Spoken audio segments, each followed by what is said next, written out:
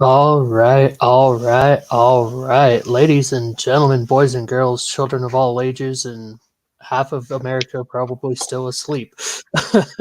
Welcome to the Big Dogs on Campus show for week 10, or I don't know if it's really week 10 or if it's really week 1 of the official college football season now that these official rankings have come out, even though for 9 weeks we've had them already. So, but as always, your host Ian here with Mr. Big AC. Anthony, how are we doing, my friend? Hey man, I can't complain too much, man. Got a full slate of college football, feeling good.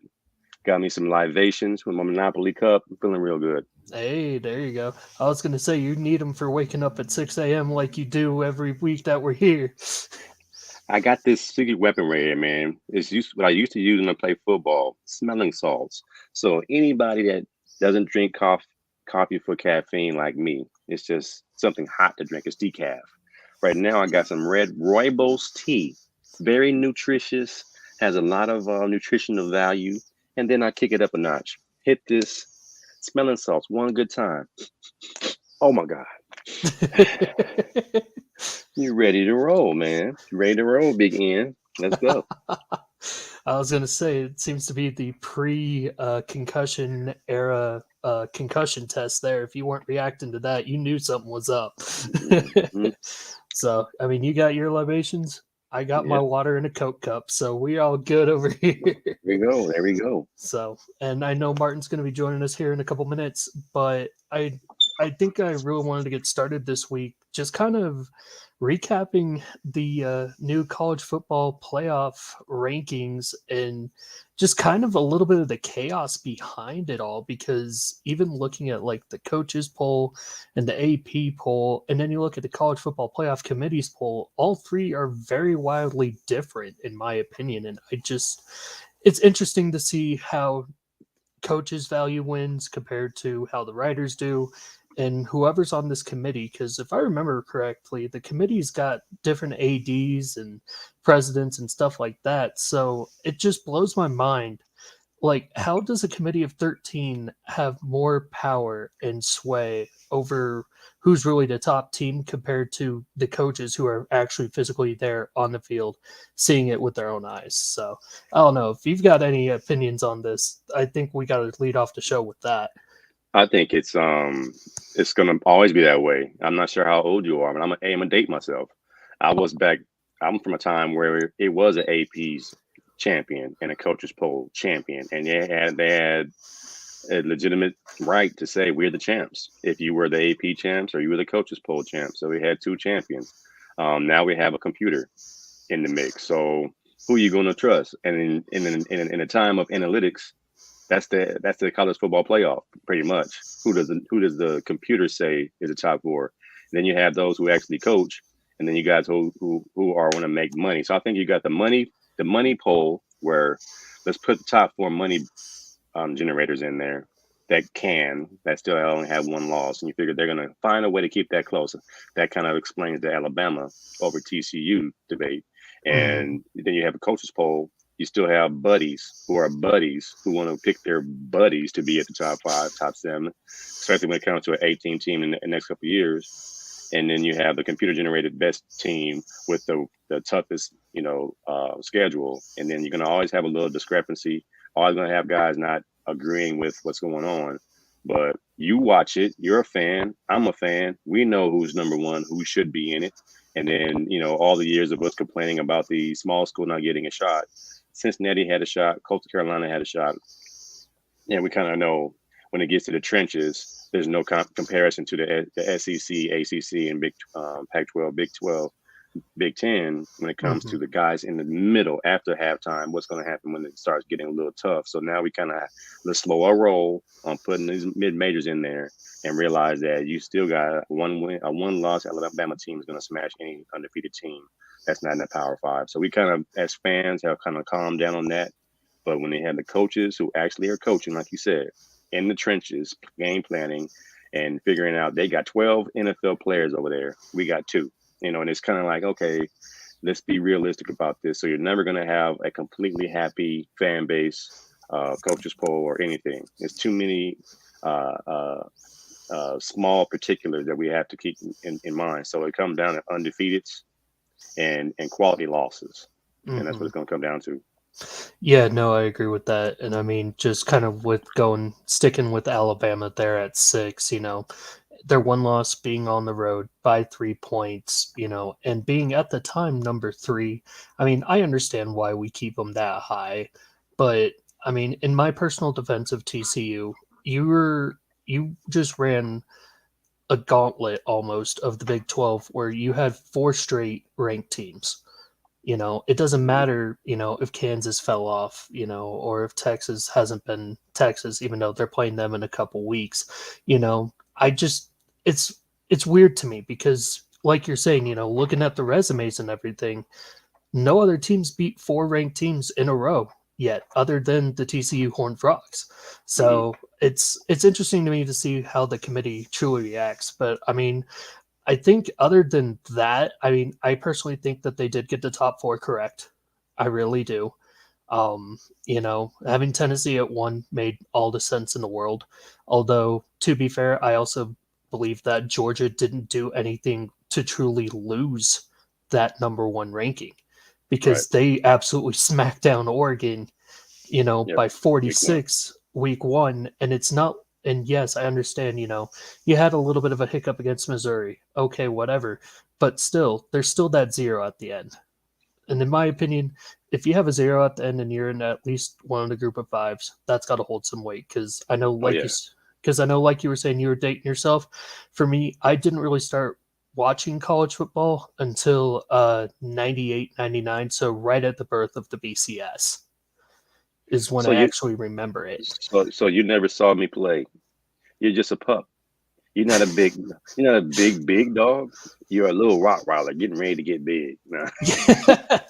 Yeah, you could say that, through Yeah. decades of trying to Thank God. understand it. Yeah. Thank God for YouTube, or I didn't exist. Thank Oh, God. Thank no, God. Those games are no. VHS tape with the little scraggly line across the screen. Oh yeah, And we the had static. Mark. Yeah, we had Mark Jones, and all them guys broadcasting. Oh man, yeah. So with that being said, I was trying to take a look at, because you asked the question, why did Bama get past TCU in a couple of the polls with the loss, and TCU being 8-0? I think they kind of go back to, um, what do they expect to happen? TCU's defense is giving up 27, maybe 30 points a game and over 400 yards of offense. And you look at Bama's defense, they're giving up 15 points, 295 yards. So you figure the Big 12 is notorious for not playing defense. Mhm. And TCU is probably one of the more stingy defenses in the Big 12, but they're still giving up 400 yards a game. And that's not saying a whole lot. So at the end of the day, I think it comes down to, really, guys, if TCU played Bama, I think that's what it's really coming down to, is TCU plays Bama. Is it just that better? Again, how many NFL players on Bama's defense? Probably all 12 of them. All 12 of them going to make a roster at some point. Mhm. If not first round, they got 7 rounds. So they're going to make NFL rosters. And TCU again might have 4, maybe 5 guys that'll make a roster in the NFL. So it's just looking at it, and then the top 5. I mean, someone's going to lose because these conference championships. Someone's going to have to play somebody twice, and we get to see Georgia, Tennessee, so that's going to cancel somebody out. Mhm. Is that team going to drop out the top 5? So I think we got a lot of room for movement and some clarity with these conference championships coming up in about 5 or 6 weeks, and it's gonna answer a lot of our questions. So I'm kind of excited about it. I mean, Michigan, they got to play Ohio State. Uh, as it, somebody's got to go. Yeah. If Michigan loses, they gone. They out. Mhm. Yeah, I was gonna say, just kind of originally looking at it because I know me and my friends, we like trying to do like our own mock versions of if we were on the committee, where would we have them? And I personally had Michigan at 4, Clemson at 5, simply because Michigan's offense just absolutely flies off the page. They fly Mhm. off the screen, especially, if Blake Corum gets going, it's game over. Like, I'm excited to see their offense, where Clemson, it it almost feels stagnant, and I feel bad for saying that with the Dabo offense and knowing what Clemson's done over these last few years. But I also understand that Michigan's schedule really has been backloaded. I Mhm. mean, it also has to help that, Illinois sitting there at number 15, they're having the season of a lifetime right now. Right. So, and but that's really Michigan's only two big games on their schedule from what I saw. Or at least with Ohio State, you at least had a preseason top five team booked week one. Granted, we all know what happened there. And I honestly think we need to update the intro video because that's a lot of blue and gold for no reason. Yeah, I think we have the technology to update those things. We look like it's not 1996. Um, we gotta go a little bit different. Who did that? Is that Key? Hey, Key, you guys are you guys are on cast. You gotta fix that intro, man. It's dope. It's dope. Don't get me wrong. It's cold. It's one of the dopest intros on the Empire Sports Network. But it's time. It's Yeah. time. Yeah, Update that thing. I was going to say we can't hang on to the Catholics versus convicts era forever and Lou Oh man. Holtz and all that fun stuff. But I mean, kind of like what you were bringing up earlier, these teams are eventually going to start knocking each other out. And I mean, there's really no better place to start than in Athens, Georgia, with the AP 1 and 2, the coaches 1 and 2, but the college football committees 1 and 3. And freshly minted Tennessee for the first time in 24 years, going down to Athens today to take on the reigning defending national champion Georgia Bulldogs. I mean, that if that's not the game of the day, I don't know what is. You're number one, and you're an underdog. Hmm. Make that make sense to me. I Make that make sense. And they're both undefeated. I You're number can't. one. You're 9 points, not three. Yeah, Nine. That's like I'm not even a gambling man, but you gave me 9 points and as much firepower that Tennessee has. I'm like, well, shoot, is there something they know that we don't? hmm, Is Rocky Top a fraud? Well, guess what, ladies and gentlemen? They play today. yeah, yeah. No, and I mean, I was gonna say, I know you're notorious for your $2, but My I mean, $2 bet is I'm thinking about it.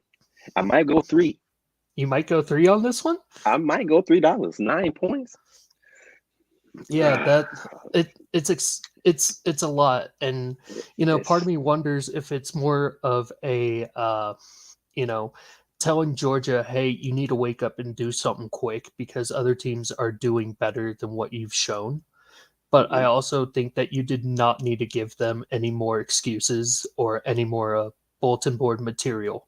And I think that's exactly what the college football committee did here. Now, I mean, again, credit in the world to Hendon Hooker, to Josh Heupel, Jalen Hyatt, and what that Tennessee offense has been able to do.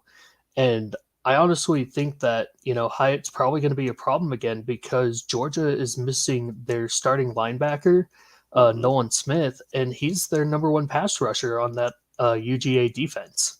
Right. So, I mean, it's going to be interesting to see. Now, again, I don't know how much of a game wrecker he is in the passing game because I haven't really been able to watch it. But if you're number one on the reigning defending champs, you're doing something right. And Right. those are pretty large shoes to fill, especially in a game of this magnitude. Yeah, I mean, yeah, number one pass rushers down. But guess what? Guess what Kirby Smart's been doing the last 3 or 4 years? He's been loading the cupboard. There's somebody else right behind him that can do it, that can go. And in this day and age, if you lose your spot due to injury, that next kid might take your spot, and that's just the way of the beast. Um, and again, somebody knows something that we don't know. There are people who are paid to go to practice and cover the team. There are people who have been watching the Georgia Bulldogs like a microscope because they are the champs. Since they got back on the scene when Clemson and Bama had a stranglehold on college football, Georgia went to work recruiting. You saw all those guys that went to the Eagles from Georgia last year on the defensive line. They got dudes, man. They got dudes upon dudes. Oregon saw that. Oregon got a bunch of nice little finesse guys, and they're cool. They got 5 stars. They went to Oregon, and then they went to play Georgia and say, oh my God, these are grown men. It reminded me of when Baylor basketball played against Gonzaga in basketball in the national championship game. And they're like, oh my God, these are grown men. They lift weights. And that's kind of what you're seeing when a team goes up against Georgia.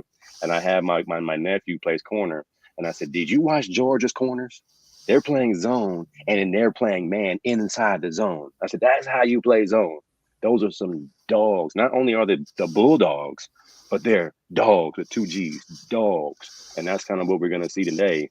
And I think Tennessee might have enough firepower because Bama has dogs too in the secondary, and they had a field day, a daggone track meet on Alabama. So I want to see if they can do that against Georgia, and we get to see if Tennessee is for real. Yeah, and I mean, just kind of looking at the big, I would say probably the biggest matchup has to be the Tennessee offense against that Georgia defense, because Georgia's Yeah, defense, being number 2 in the nation on scoring defense, and I think they're top 5 in like 3 other categories, and it's absolutely ridiculous because even kind of looking at the numbers right now, Georgia's defense is only allowing a little over 260 yards a game, where Tennessee's putting up 553. hmm, So I mean that's two locomotives just going head on with each other. That's what I honestly think we're going to see. But on the other side of the ball, I mean Georgia's no slouch on offense either, scoring dang near 42 points a game, and Tennessee's allowing 21. But Georgia's putting up 530 yards, but Tennessee's defense is allowing almost 400. yeah, that's probably why there's the underdog label for the number one team in the country. Defense, Mm. man. It's defense, man. And it's you can't dress up the pig and think he's not going to go back to the slop. If he, they're scoring 1,000 points, but what if Georgia has the recipe? And again, they've seen film at this point. Georgia and Alabama are like mirror images of each other as far as talent and scheme. And now you've seen what works, what does not work. And the only reason that see what was the late game turnover that Tennessee had. Without that late game turnover Tennessee had versus Alabama, there was no answers to stopping that offense. And I think the guys that get paid millions of dollars, I believe the coordinators do for all 6 of these. I mean, everybody in the top 5 coordinators get paid millions of dollars. 1.5 here, 2.1 here for the coordinators. They're getting paid a lot of money to dissect that offense. So if they want to earn their keep today, we're going to see if this Georgia defense can do what we think they could possibly do. Now, let's see. I mean, that's the beauty of this, man. We can talk about it all day long. What time is kickoff? That's Kickoff is 3:30 Eastern, so 12:30 your ooh, time. 12:30 West Coast. I'm gonna go grab me a cheesesteak. I'm gonna get me some good chips. I'm gonna grab me a cream soda. I'm gonna make my $2 bets. Make some side $2 bets. I'm leaning towards. Give me the points. Give me Tennessee in the points. I think Tennessee can do something. I just know that talent versus talent and scheme versus scheme. Um, and I kind of like their uniforms. And it comes back down to how you feel inside when it's not your team. I like Tennessee's uniforms, and my $2 is going towards Tennessee, and give me my 9.5 points. All right. Yeah, Yeah. yeah, yeah. Yeah, no, I mean honestly, I really think that this game could be a toss up, but I mean Hendon Hooker is playing absolutely out of his mind, probably one of the better stories of college football this year. Heck, all of Tennessee in general, but I mean like you said, they went to a shootout with Alabama, and that's hard to do on any stage, any level in the Nick Saban era, And they you know. finished, and they finished the job. Yes. Yeah, even with the late game turnover and they still Yeah. come back, but God. See, I would take the points for Tennessee, but I just don't know if they're actually coming out with the W. I Mhm. really think part of me believes that the fact that they were at home against Bama did Yeah. actually matter in Yeah. that game because Neyland Stadium, that's the loudest I've heard them since 98. And for Right. good reason. They did feel like they had the confidence, but I just don't hear that confidence this week. It still sounds like they're partying because they finally got told, hey, you guys really are the best. And Georgia's just sitting there like, Okay. okay, it's okay, because whoever loses this game is unless the other team absolutely collapses, they're out of the Wow. SEC championship game, because this is really for the SEC East. And Yeah. then the game in Death Valley later tonight is probably going to be for the SEC West because Ole Miss already lost. Right. Man, you made a good that's a good point, man. I might have to change my $2 bet to Georgia, but you figure Tennessee's gonna cover because that Mhm. home field in Rocky Top, Knoxville, man, that is that probably is what got them to that energy, man. That little bit of 12th man, that little bit of checkerboard end zone, that little bit of whatever it is where you feel comfortable and safe and secure, and you go into a place where Georgia's probably pissed off. They're probably not mad that they didn't get one unanimously across the board on all the polls. That's that's locker room material, bulletin board material that they can use. And going to the Michael Jordan Last Dance documentary, you use any piece of information as fuel to make you pissed off about the person you're about to face. You say hi to me the wrong way, we're going at you. You say hi to me, but you think you're going to be on my level today? Okay, I took that personally, and that's kind of what I believe Kirby Smart and the gang are going to go in there with. Hey, they think you guys aren't going to beat these guys. Somebody said you're not number one. What? And I just know, like, hey, my $2 is very important to me. I don't want to bet that $2 on a team that might go into an environment, like you said, it's not easy to win. If it was the loudest thing you ever heard, and when you were born, it was loud. Like this is the sound that made you come out. Like you were in their room, you were in there. Maybe you were in breach. You were in breach, didn't want to come out. You heard that fan base, pop, pop, pop, pop. So Mom, I want to Mhm. come out, and that's kind of what it happened, man. So hey, let me think about my bet. Yeah. Let me think about it. Yeah, because I was gonna say, I know in '98 there was probably a lot of Peyton Manning babies. If Uh, Tennessee pulls it off today, there's gonna be a lot of Josh Heupel babies, I think. But that's putting it politely. But I mean, kind of looking, just at the betting line, even if you were to take Georgia straight up, it's minus 305 right now. hmm, So, I mean, you bet your $2, you might make 50 cents back. But on yeah. Tennessee side, you're plus 240. So, I mean, at that point, you'd be making close to $5. So, I don't know. Uh, It's hard. Like, I'm just trying to find the right balance. But I mean, like you said, and like I brought up earlier, it's hard for me to truly go against that atmosphere in Georgia. That team is yeah, special. Kirby's been reloading. So, I mean, if it was me, this would probably be one of the favorites that I take this week. Just straight yeah. up, because points, Just it. I can never figure it out. I'm tired of getting bad beat on that. Yeah, well, I mean, you got to go off something, but then again, go off your gut. Analytics go out the window. Like when I pick my fantasy team, yeah, this person is supposed to score this many points, but guess what? My NFL fantasy team is loaded with Philadelphia Eagles, baby, and guess what? They are Mhm. pulling me to the top. All my teams that I have with those guys in my core, number one predicted to win the whole thing. Go There you fly, go. Eagles fly. I will say this, man, about the Tennessee Georgia game. Mhm. If Hendon Hooker has a day versus this defense, similar to what he did versus Bama, I think he's Mhm. the front runner. I mean, if he's not the front runner already, it's his Heisman to lose the rest of the way. I mean, this kid, like you said, great story, bringing Tennessee back to prominence, best projected quarterback since Peyton Manning. Uh, I think it's his. I mean, we love Bryce Young and whatnot, but we've seen what he can do, and he has a loss. So Mhm. part of that Heisman comes back to if it's the quarterback, how high did he lead his team? And I think this right here is the litmus test. This is it. If he plays today, if he throws for 300 today, throws for 3 touchdowns today, if he throws only one interception and they win, you can hand him the Heisman. Mhm. Yeah, I mean, 21 touchdowns to only one pick so far. I mean, you've got that offense humming with 40, dang near 50 points. I mean, looking at their schedule the rest of the way, if, and I only say if because the game hasn't been played yet, after this, it's Yes, Missouri, South Carolina, and Vanderbilt. clear sailings until the SEC championship. Yep. And speaking about it on the other side, well, actually, before we get to the other side, there's our man, Martin. How you doing, buddy? I'm good. I'm good. What's going on, guys? What's Oh, up, man? yeah, just What's up, trying Big to. AC in the Hey, man, house? I gotta ask you, man, how old are you? I'm not telling. I'm Because not. I just found out Ian was born in 1998. I'm thinking to myself, Big Dog's got to be older than at least 35 years old. Huh? You got I'm to be So at least. I'm way so older than that.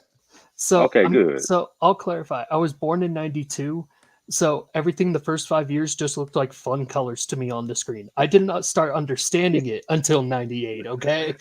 I was graduating from high school in '92. Yep. I was already a big dog in '92. We Wow. let you. I was a big dog back in the '80s, so Oh yeah. I'm giving my age a little bit more now.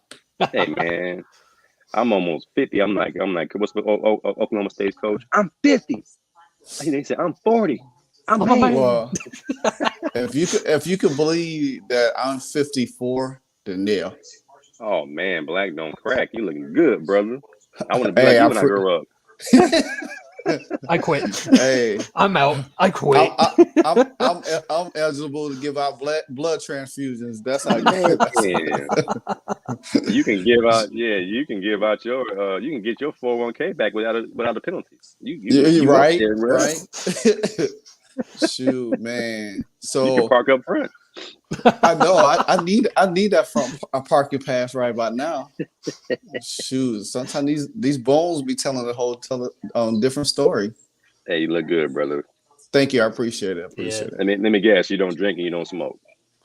I drink a little bit when I need to, but It's a little, yeah, yeah. yeah. You don't wake up Uh, with it. You don't wake up nah, with it. nah, I can't. This is what I wake up with right here. That Nice orange little, juice. little orange juice. All Yeah, right, yeah. Shoot, that's the secret. you got your OJ. I got my water. AC's got whatever mystical R- smelling r- salts and I everything in got his my Monopoly cup. I got my ribose red tea from Africa, Oh and wow, I have and that I sounds have good. and I have my uh, ammonia sport squeeze. Oh, Ammonia. oh. It's just a little sniff little.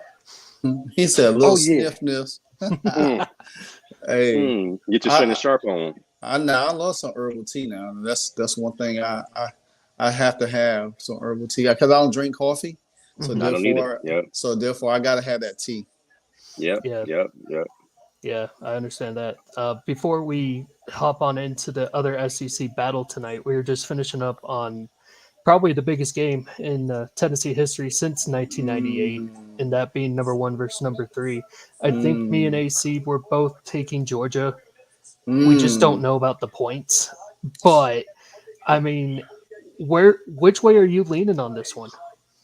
This is I like Georgia because I'm from Georgia, you know what I'm saying, but I live in South Carolina right now. But Tennessee, man, they showed me something because I wasn't sure about them until they play Alabama. But their offense is very scary, and Georgia gonna have to play discipline. They can't get in there and try to match points with them because they definitely could get run out. I think Georgia defensive front, if they could put pressure on the quarterback, I think it would help them stay in the game. But the X factor is Jalen Hyatt. Who's going to cover that guy? That guy, that guy almost. I mean, right now he probably got about like what, almost 15 touchdowns by himself this season, and he could pretty much break a touchdown record for receiving if it gets really ridiculous. Say he goes off for another 5 against Georgia, clear cut. They win. They really are the best team in the nation. I don't care what Ohio State or anybody else is doing. They are the most dominant because they go beat on took out 2 top teams in their division and in the standings. So Georgia got their handful. Like I tell people, I said Georgia got their handful. I won't be surprised if Georgia beat them because Georgia want that collision course with Alabama or whoever comes out from the other side. But I being honest with you, I mean, I see Tennessee kind of like getting this game. I had this feeling they're gonna get it, and I think Georgia, they're gonna play Georgia ball in the first half. This is what's gonna happen in the second half. How well? Because I don't think Alabama when Tennessee played Alabama, I don't think Alabama was expecting that onslaught from the beginning. And Tennessee started rolling and kept it rolling, even though they had some hiccups in the second half. But they didn't never let Alabama got comfortable. So if Tennessee doesn't let Georgia get comfortable, I see Tennessee winning that game. Mm-hmm. You ask who's going to guard them. Have you heard of a young man named Kelly Ringo? Yeah, I heard of Ringo. Not from the Beatles, but Ringo. Ringo. Have you? That's who's going to guard them. That's who's going to guard Hyatt. And I just know the scheme is not going to be vanilla. Yeah. Georgia's scheme is not going to be vanilla. They have the film. And the thing about film is you get to study it and obsess over it. And now you have even more of a sample size. He did it again last week, watching Hyatt and Hooker hook up. And this guy is walking down the sideline scot-free, butt naked, wide open. Somebody's busting coverages. How is this guy getting so open? So I want to pick Tennessee too. I want to pick Tennessee's offense over Georgia's defense. But I just know they have enough film to do something different to slow that down. Like I've seen guys that had that season where, man, this guy's unstoppable. But if you watch film, a couple of them touchdowns are busted coverages. And I don't think Georgia's going to keep their eye off of him this week. They're going to have their eye on Hyatt. If they can stop him, it's going to be a different situation. I'm gonna shoot two things at you real quick. Last year, I watched Penn State and the guy that got drafted to the Commander, Jahan Dotson. You know, a lot of colleges have two great wide receivers.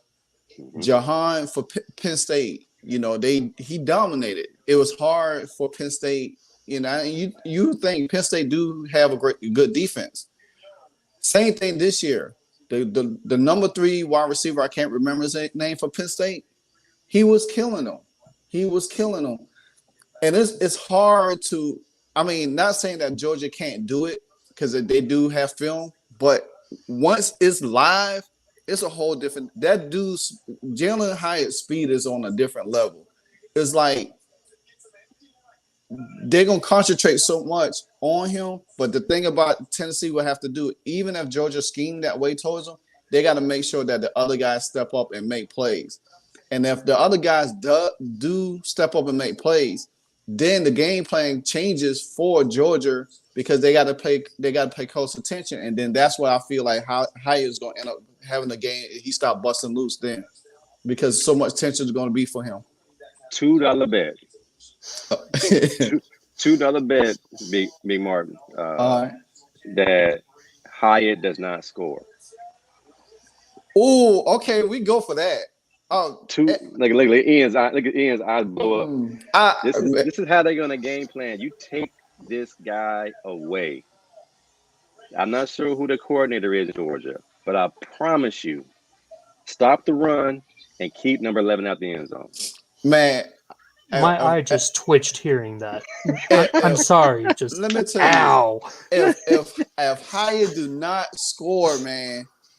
If Hyatt do not score, you know I will be in your chat box today. I will cash app you $1 and then another $1. So you'll have two little receipts. All right. That's gonna be interesting right there. That's just the power of fantasy. I think their game plan is going to be dictated on stopping the run and taking away the big play. They're going to let them eat, but they got to eat somewhere else. I promise you, he's not single coverage the entire game. Only situational. Yeah, but he might get in the end zone, but he ain't gonna get more than one. But I'm gonna bet you he don't score to make it more zesty and more spicy. Yeah. Gene, I see Gene say that Georgia gonna win in double digits. I heard somebody on sports radio yesterday say that Georgia gonna win in double digits, and I'm like, okay. I was like, is it gonna be a track meet or it's gonna be? I do give Georgia defense an edge because they do have a great defense. I ain't gonna take that away from them. Their defense really is ridiculous, but I just feel like I don't know, man. It's just this year's been. Is Georgia's defense better than Bama's? I think so, yeah. And they got a couple of more reels of tape to look at what not to do. Mm-hmm. So it's on them, man. It's on the defense. Yeah, I agree with you. I definitely agree with you on that. Yeah, If the offense scores 35 points, they should win. Shoot, it yeah, definitely. might be another 40-point plus game from both But teams. Hey, if what? I could get some Big 12 SEC action again this week, I'm a happy man myself. Yeah. So, but Gene's also coming in with another comment here. Hmm. AC, kind of going back to what you were bringing up with Mr. Ringo. And he's coming in saying Mr. Ringo is better than Eli Ricks for best corner in the nation. And I'm sitting Hmm. here Hmm. thinking Eli Ricks He's bouncing started at around, LSU bouncing as a around. freshman, bounced around, and he's not even the number one guy at Bama. That's He's cool. Hmm. starting. Yeah, he's starting today, and that's because of an injury. I got Hmm. Ringo over Ricks. I mean, Ricks is from the West Coast, modern day kid, good looking kid, gonna play in the NFL. But he's not. I mean, a kid that's that good has to bounce. That's a red flag for me. Yeah. Hmm. And I'm a Long Beach probably kid out here west, and we hate modern day, and we know modern day kids are coddled. Had you hate to say it, but that's why Hmm. you see guys like Brew McCoy leaving modern day, going to SC, going to Texas, going back. Now he's at Tennessee because the modern day kids are mentally strong. Not I don't know Eli Ricks. I know his parents are good people and everything, and they raised him right. But when a kid bounces and he's a 5-star, red flag. Hmm. So yeah, I, I, Yeah. I agree. Ringo is better than Ricks. Yeah. I also it's another cornerback out there. I seen it because they mentioned that the Commanders probably would draft him next year, and he's somebody's son. I can't remember. It'll come to me later on. I know there's a Alabama corner commit that might be hitting the transport portal. He's from Florida. He's from the Miami area, so I think he might go to the transfer portal. Might try to go to Miami because Miami they actually stocking up on corners for the 2023 season. You're not talking about Little, are you? Yeah, Little Junior. Yeah, that's my guy. Earl Little was my roommate when I played for the New Orleans Saints. That's my guy. And his son and my son are friends. They play PlayStation together. Uh, Yeah. yeah, he was a 5-star, and I believe he was supposed to be a guy. I think he had a little injury that Hmm. slowed him down. But if it ain't going away, if he don't get in the game today with the injury, and if Eli Ricks is not handling business, and Earl Little Jr. don't get in the game, I could see him going to Miami because his dad went to Michigan and here and transferred to Miami. If Yeah. things ain't going right, you go back to the U, and Yeah. yeah, I can believe that.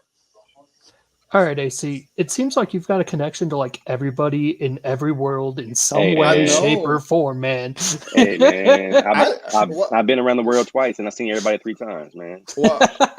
this is my first time really getting to know you, and you just touched on something that I didn't even hear. I just heard you say that you used to play for New Orleans Saints. Yeah, I had a cup of coffee to play for I played for Mike Ditka, man. I had a couple of years there, but I was injured. I was on the team, but I didn't get a chance to play because I had 2 back-to-back injuries. Oh But yeah, wow, I had a cup of coffee, man. So it was a good time. Well, man! hopefully you weren't out because of a dislocated toe, like Michael Thomas. Sorry. Oh I would have played yeah. through that. I would have played through that. Yeah. Somebody put up a graphic say it had a Brian Robinson got shot returning in 4 games. Michael Thomas toe out for the season. I'm like the died on that. I was like, man, that just shows how tough or weak it works. So Michael Thomas, he was out last year the whole season, right? Yep. Yeah. Yeah, it's over for him, man. Mr. Slant God. Slant God. I'm gonna call him Mister Can't Get Right, I'll call him the tender love of football. He's right? the tender love is AD in basketball. We're gonna give it to Mike Thomas in Oh football. man, I call AD Mister Glass. Mr. Glass. I Yeah. should have known from the kids. They Yeah. called me Mr. Glass. Should, Go ahead, go. I was just gonna say, if that New Orleans Cajun food can't get you right, then I don't know what else in the world can. I know, Well, right? it ain't getting people right. Look at Zion. He can't get right because it's too good. The food is too good. He can't get out the kitchen. Yeah, he definitely can't get out the kitchen for In real. their, in their taste and everything. If Yeah. if y'all know comedian Afion Crockett, Yep. he's famous for doing his little Jay-Z stuff. I Mhm. saw that, man. You should see the AD when he did. I Oh, was God. crying when he got Oh hurt. When he got hurt turning the channel. yeah, I was like, no, he didn't. He's like literally in his kitchen drinking juice and said, And got hurt, man. I was like, man.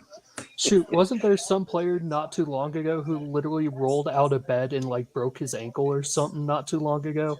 I believe so. I think that was Yeah, last man. year. I'm not mistaken. Yeah, That ain't, so I mean, anything can not funny. happen. That's not funny, man. That's not funny, man. I reached in the back of my car and tore my labrum. I was Oh, just messing around. I Uh, just strained my back reaching in the back of my car. Like, what just happened? I think I yeah. pulled my hamstring, bro. I have pulled my hamstring brushing my teeth. I, It's all bad. yeah. I think one time I was helping somebody move when I was living in Detroit at the time, and I took a bag and threw it in the trunk and knocked my back out of place. I had caught a serious muscle spasm. I couldn't even straighten up. I was like, what in the world just happened? I was like, I went from 30 something to 80 and that quick. I was like, man, Yeah. it hurt. I had to take some muscle relaxers to get right for like 2 days because hmm it was hurting. All the time ain't no punk, man. All right, she Yeah. says, but Gene, you gonna cover what Gene's saying they're in? Yeah, I was gonna say. I mean, just to kind of wrap it up here with Georgia and Tennessee, Gene's bringing up the fact that yeah, Oregon's sitting here at number 8 now, moving the ball against everybody, but yet Georgia beat them by 46 week 1. And for me, I get where you're coming from with that, but that's also 9 weeks in the Week one. past, and a lot of teams change. People Hmm. get hurt, people get right, offenses get clicking, and I'm sorry, AC, because I know they had to do it to your team, but Hey, it was a clinic. It was man, a clinic. It was a clinic. I didn't see on that 4th and 5, and they ran the running back wheel, and the linebacker actually saw it and still couldn't cover it. That looked like Oregon 2001. I mean, that Mm, looked like they didn't have a weakness. They punted just to be nice. They hmm, punted mm, because they felt like, well, we could get the first down. Oh, we're just gonna punt it so our punter can get some work. yeah. They just destroyed my I Bruins, man.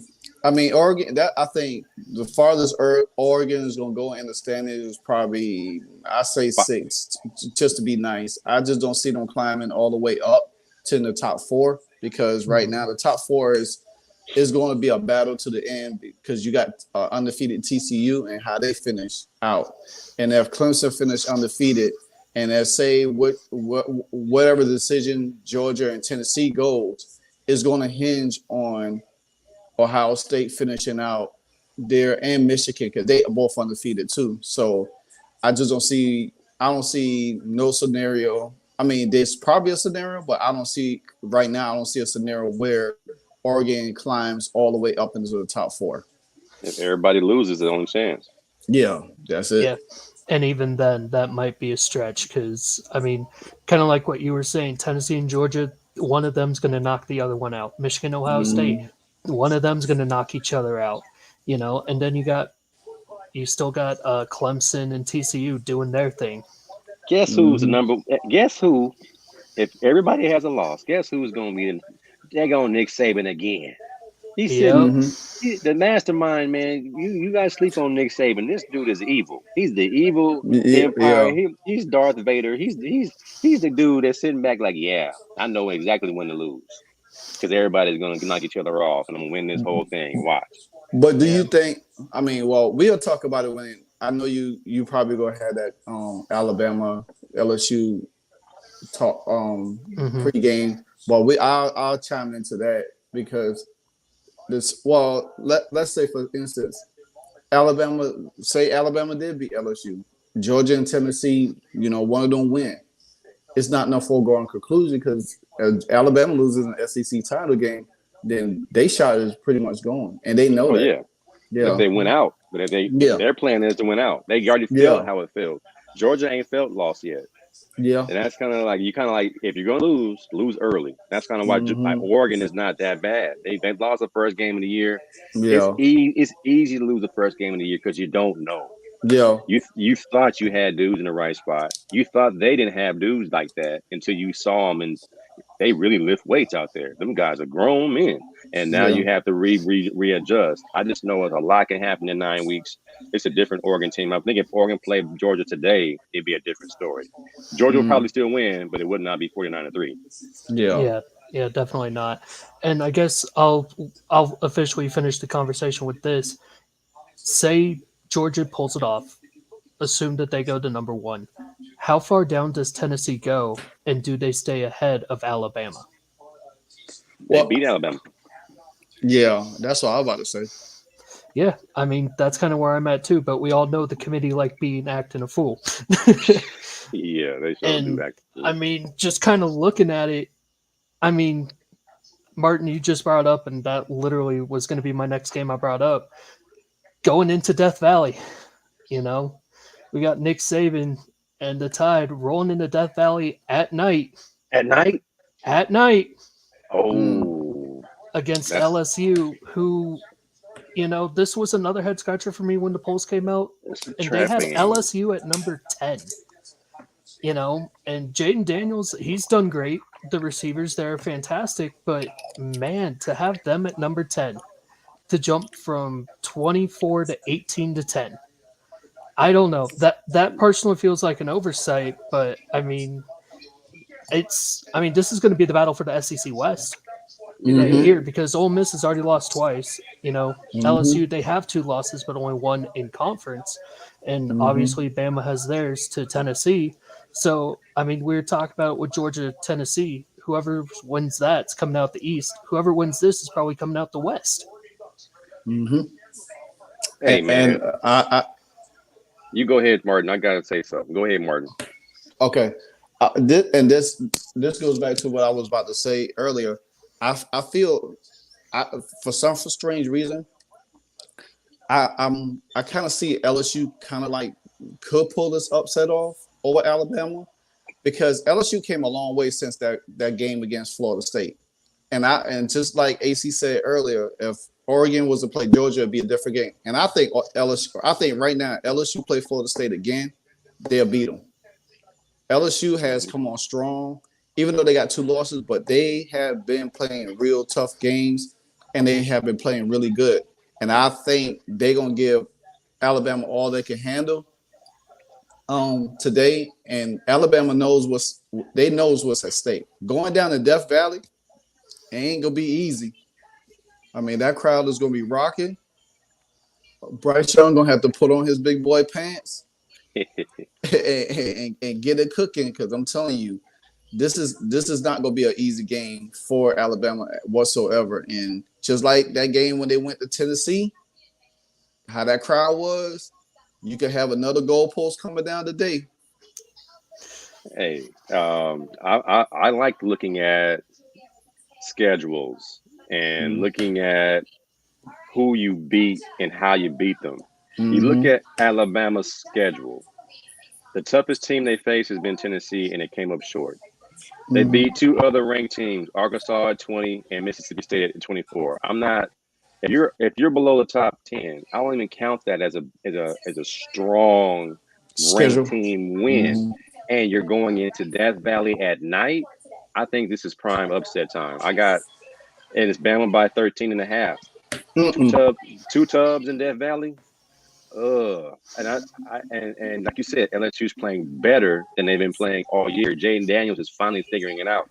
He Mm-hmm. was a transfer, so he had to learn a whole new book, a whole new verbiage, a whole new play calling system. And I think he's getting the hang of it. Versus this Alabama team who might be looking ahead, might be looking Mm-hmm. towards and feeling sorry for themselves for not being in the top four or whatever it might be. I'm with you, Martin. I think this might be prime upset special time. Now they might not rush the field because Bama's only ranked number 6. They're not number Yeah. one, but they still in Death Valley have a. Hey man, I got $2 on Tennessee. I changed my mind up on that game. I'm on Tennessee points and I'm going LSU points because Mm. when you said Death Valley in, that changed my whole perspective. Mm-hmm. I forgot about that. Death Valley and Utah at night are two places you don't want to play at night. And I know they Mm-mm. scheduled it at night on purpose. They ain't not slick. Yeah. They're not Mhm. slick at all. I got LSU. If not pulling up the upset, they will cover them points. Yeah, and I mean, they might not tear down the goalpost because I've always liked the H style goalposts that they keep around. but they do still have that live tiger there on the sidelines. I think it's Mike number 8. I'm pretty sure he'll go out and have some fun if they really wanted to do anything about it. That'd But be chaos. Let them run free. Anybody Right. rush the field, we are letting the tiger free. Mhm. either Well- that or Oh, go ahead. Yeah. I was going to say either that or they're going to go hire a SWAC band to come play neck for them. That's funny. So the thing is, I would have said that they would have gone and got the Southern band, but they're kind of got their own situation Oh, over yeah. in Houston. And Who is Swag? I know I am- that Deion Jackson had his entire team on lockdown because of the whole takeoff situation down there. I mean, Deion Oh, Sanders. yeah. Playing, Deion Sanders Southern, said, "Who yeah. is Swag? I am Swag. I know. Yeah. I think that's the most famous line for the year. Who is Swag? I am Swag. I'm swag. You ain't Well, Swag." Shoot.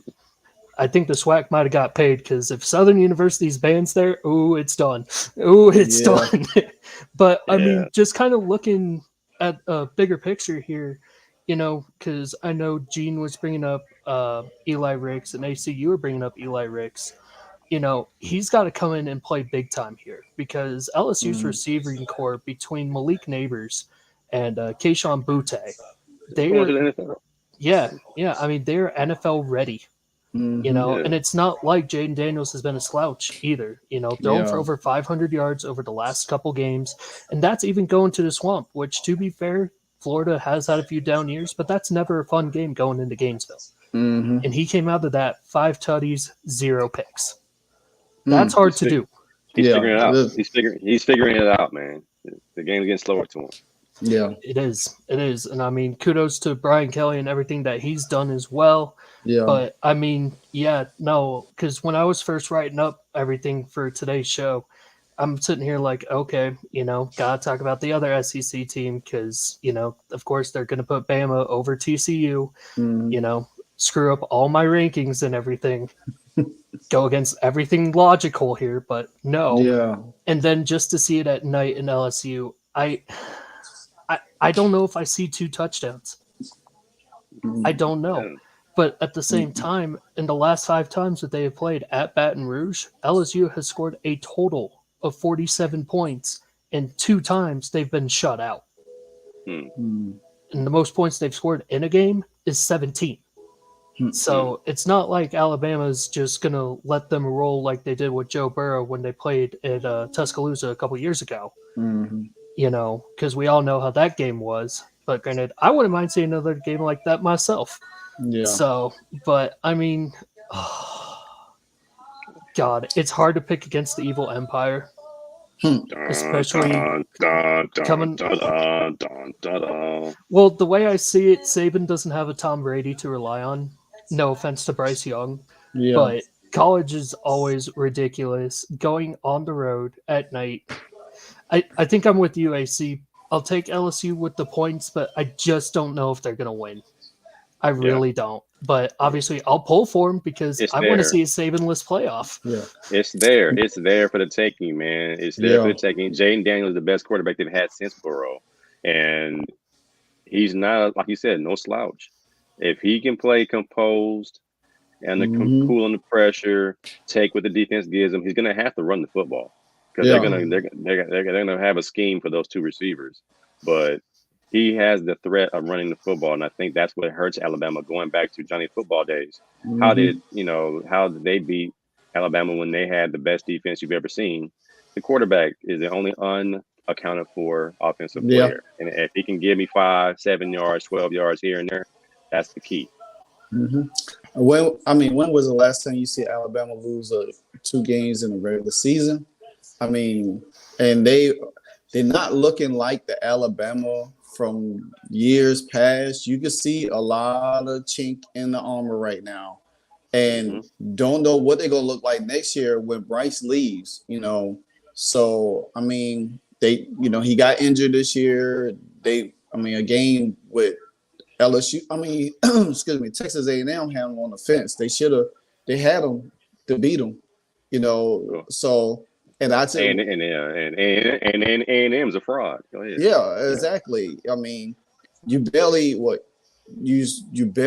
scored 21 points on a Miami team you know, you struggling through you. I mean, you're just struggling from game to game. It's just like you going through war and you getting shot and you still wounded and you trying to make it towards the end of the day and then you just hoping for the best. So, I mean, Alabama, I've seen a lot of stuff from them this year where they don't look like the Alabama team, and I just say they are right for the picking.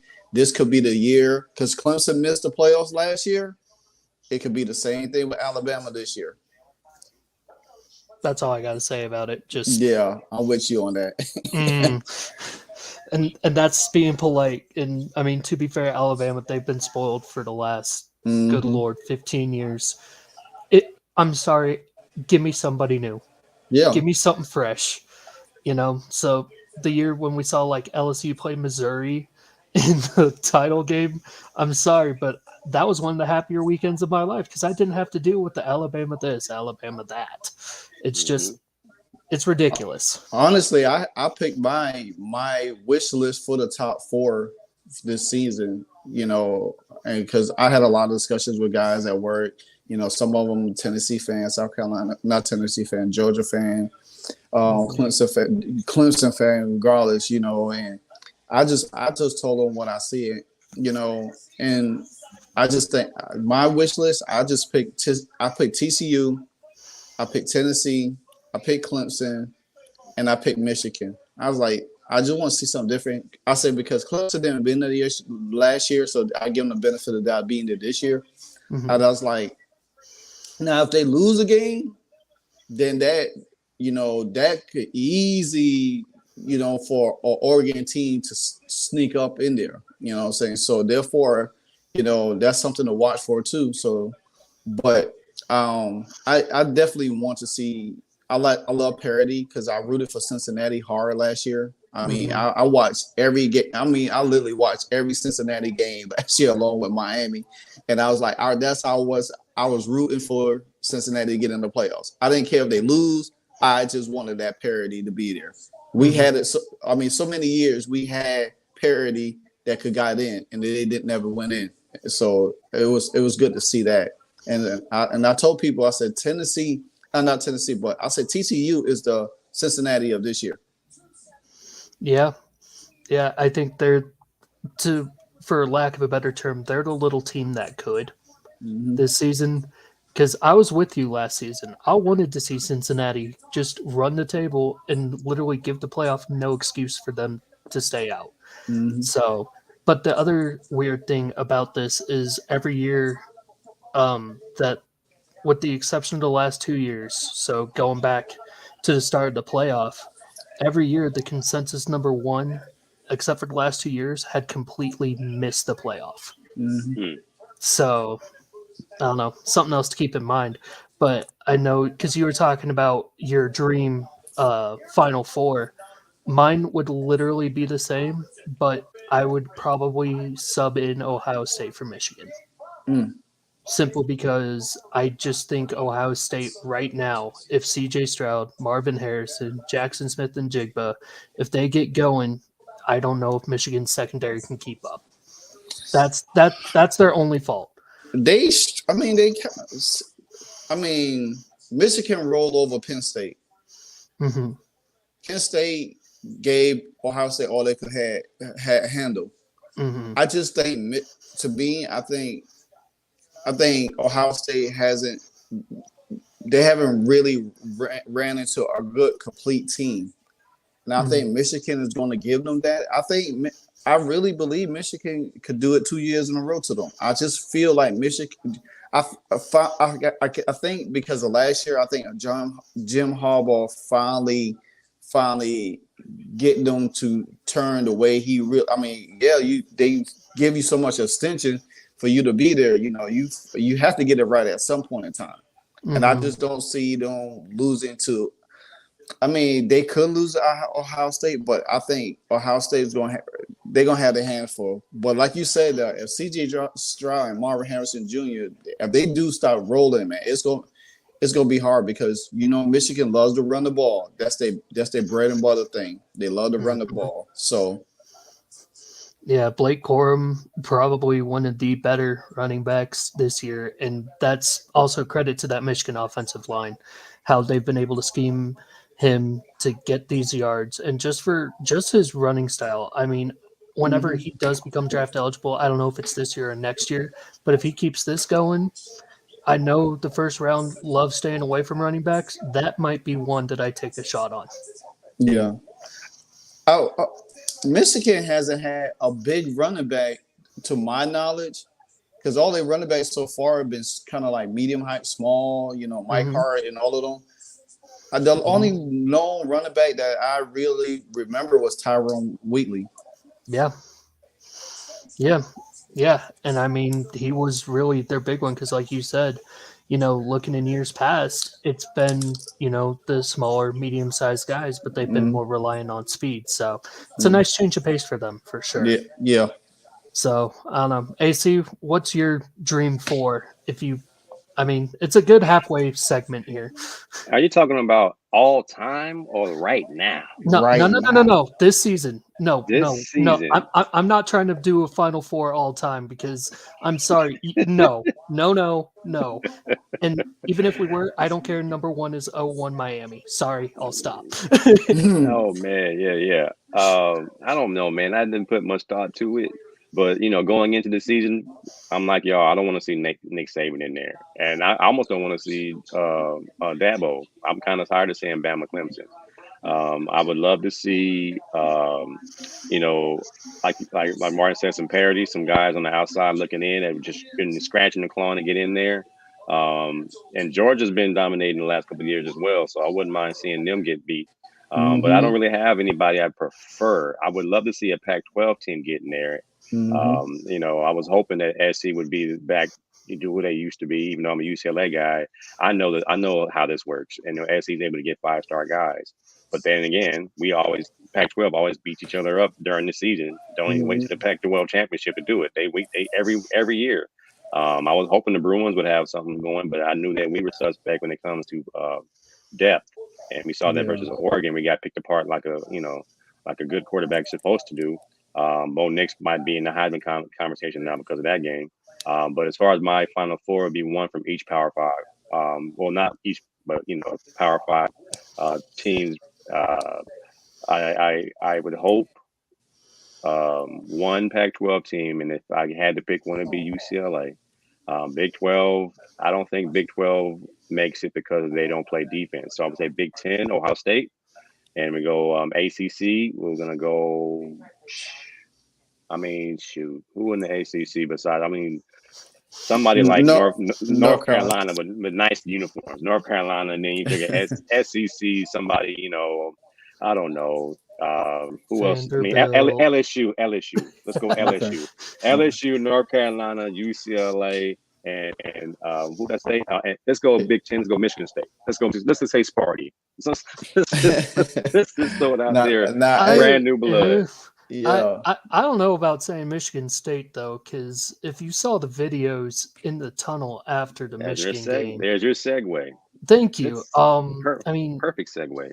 I mean, because on another podcast I do with some of the guys at the school, we made a prediction when this video first came out that we wouldn't be shocked if there was at least 10 suspensions coming from this, if not Mm-hmm. more.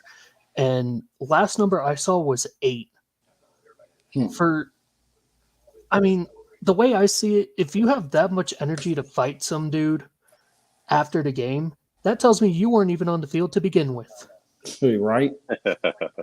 But not only that, what exactly happened before then to tell those 8 players that that was the right thing to do?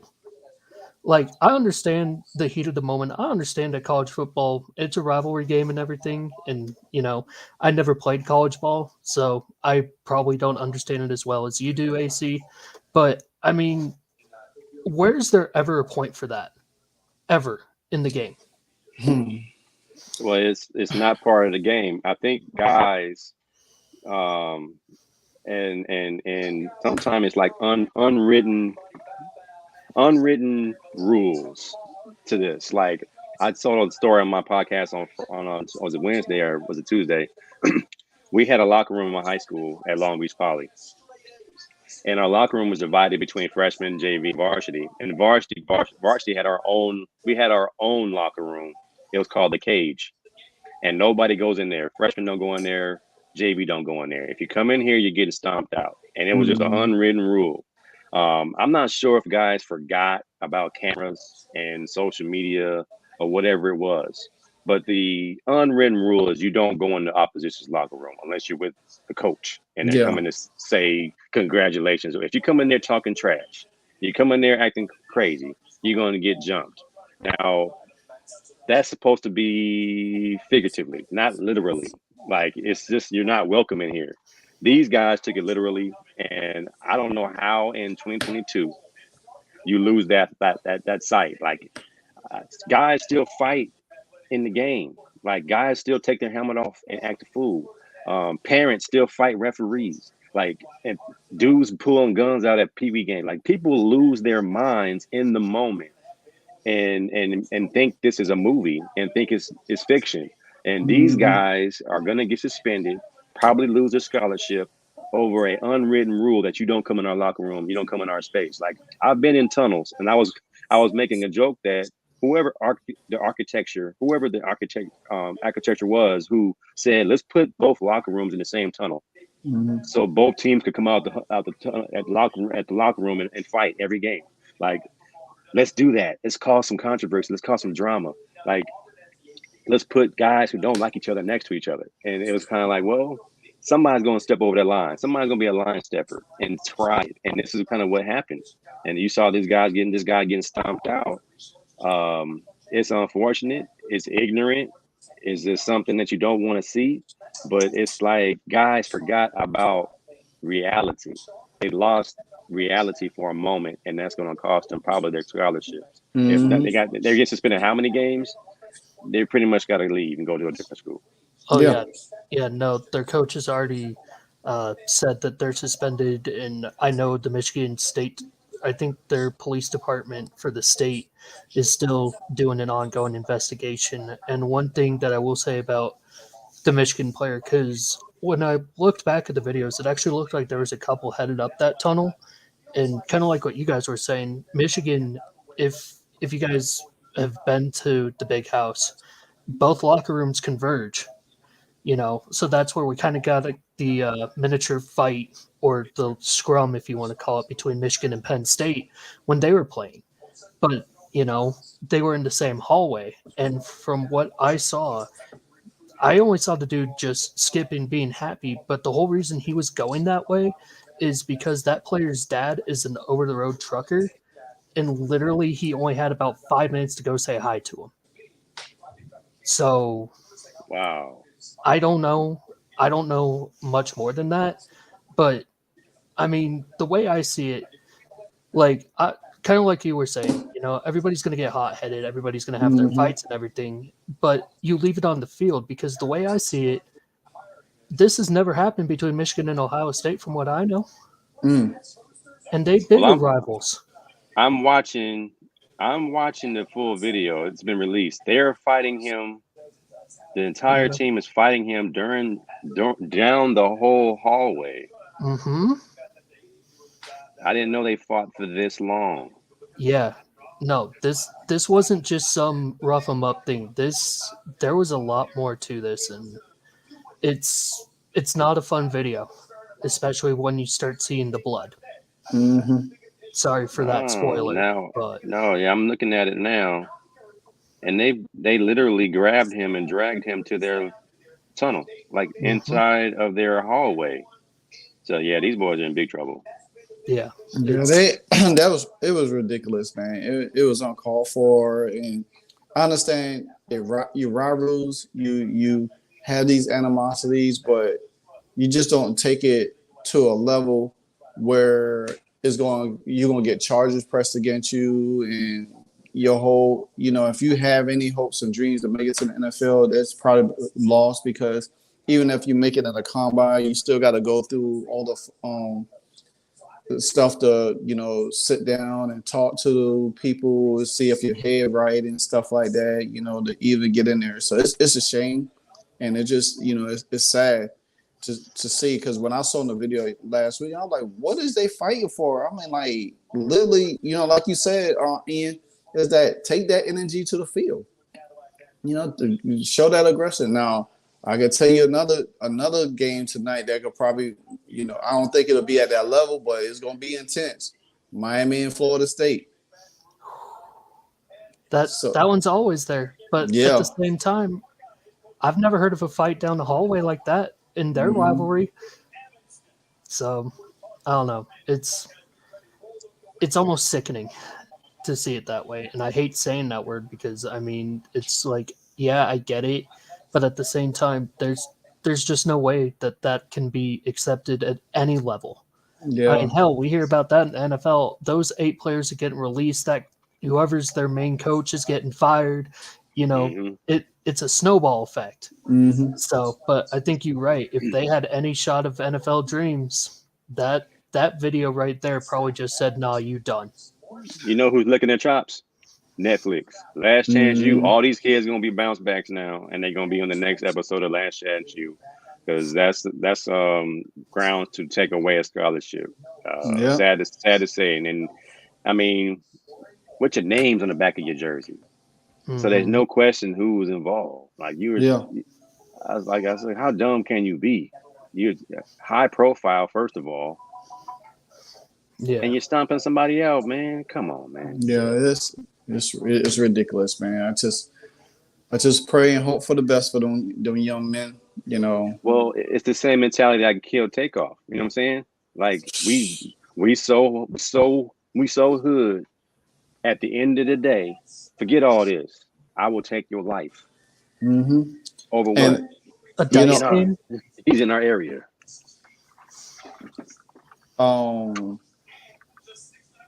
I had a conversation with a guy because I was at work and we went on our lunch break, and I always go to YouTube the first day, and I just seen it on there. Breakfast Club was talking about it.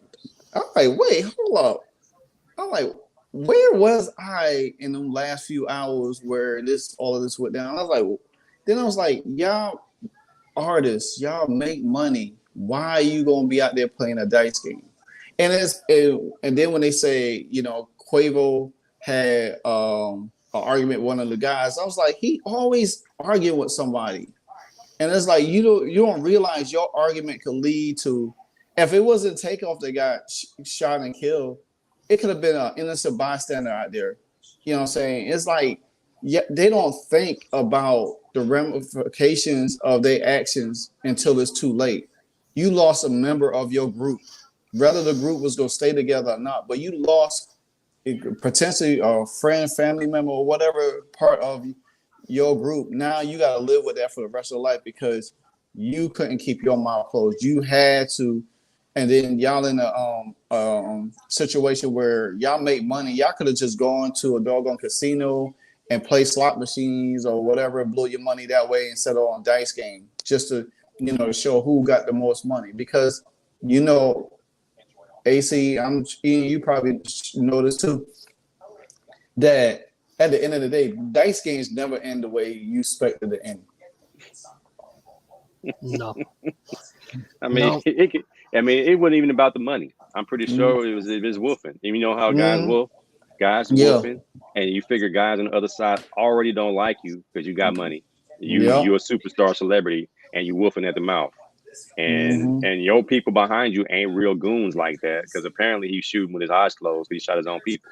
Yeah. So it was just a bad situation all the way around. It's unfortunate. I feel bad. But it's that mentality that I'm going to keep it 100 no matter what the situation is. Same thing the Michigan State kids do. If the Michigan State kids had weapons, is somebody going to pull out a gun because somebody came near their team? Like, is it that serious in that moment of unclarity, that moment of passion, that I will kill you right now?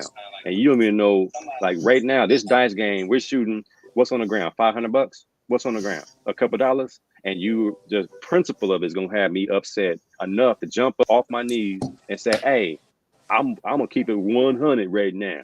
If I don't get my money or you quit over here cheating, I will kill you. Is it that serious in the moment? Now, hopefully guys will start having more more of a response and not a reaction. This is a bad reaction to, hey man, this dude's in our area. Let's stomp him out. He's from the other Mm. team. When probably they know each other. A lot of these guys Mm-hmm. played high school ball together. A lot of these guys are familiar with each other. So in that moment, just like gang banging in the neighborhood, you know the other gang bangers. You played football together when you were little kids. And Yeah. now you grown men, now you're gonna kill each other over a set, over a block that you don't own. It's really bad. It's unfortunate. I hate to see it, but guys got to be suspended. They got to be an example being made for the youngsters coming up. This Oh is yeah. not how you act, man. This is not how it gets down. And like you said, no dice game has ever ended in a good game, bro. Good job. Thanks for taking my Yeah. money. It never ends well. Yeah. No, somebody gonna get hurt. Somebody gonna Somebody go gonna be home with a mad. fatter wallet, and somebody got to Somebody go gonna be home and mad. explain why they can't cover the car bill the next day. Well, AC, if I owe you $2 at the end of the day, man, don't come after me, please. Hey man, if I don't get my $2, bro, it's gonna be problems. It's gonna be real physical up in here if I don't get this $2, man. I'm I don't gonna be mess like, around. hey I mean, what you man. gonna do? Take them off the screen? Ooh. Ooh. I ain't never gonna win. Yeah, I'm gonna come on your podcast and talk trash every time you come on. I'm gonna say something crazy. I'll be like, I ain't got the control of this no more. I'm Somebody gonna be on help your me. podcast every time you Uh, podcast. I'm gonna come on there and say, "Yeah, don't watch this dude. He owe me $2. I'm Don't be watch like, this. I'm gonna be calling my investors. I say, can y'all please get this guy off my screen? Block him. Block him." Can y'all get him his $2, please? Every Um, ev- every episode that he does and he still hasn't paid you, you add on $1. It's like now it's free. right? Interest punk. It's called interest player. Be like, I don't know what Money, kind of man. credit score y'all got, but that don't seem right. I know. Be No, like, how did I went from $2 to 1,000 so fast? Oh my gosh, that's street interest player. Straight interest. man. It ain't Oh man, straight that's cash, funny. homie. It's straight interest. I know, Straight right? interest. Like I'm a Shoot. payday loan, Jack. Straight 1,000% interest, homie. I know, right? That's crazy. Well, I Mm. mean, I will say this, kind of getting back to some of the games that I actually have a lot of interest in. It's going down to Manhattan, Mm. Kansas, though, with number 24 Texas going up to Kansas State and taking on the Wildcats, and what's probably going to be who's playing for number 2 in the Big 12, because obviously TCU's kind of sitting here running away with it all. But Texas is coming off their bye week after their blown game against Oklahoma State. But yet K-State's coming off of just beating them 48-0. Mhm. So, I mean, this is going to be one of those really interesting games because kind of like what we were talking about earlier, I see, Georgia's undefeated, they at home, and they're favored. But in this case, Texas is favored on the road. hmm But so I don't know. What are your guys' thoughts on that game? Mm.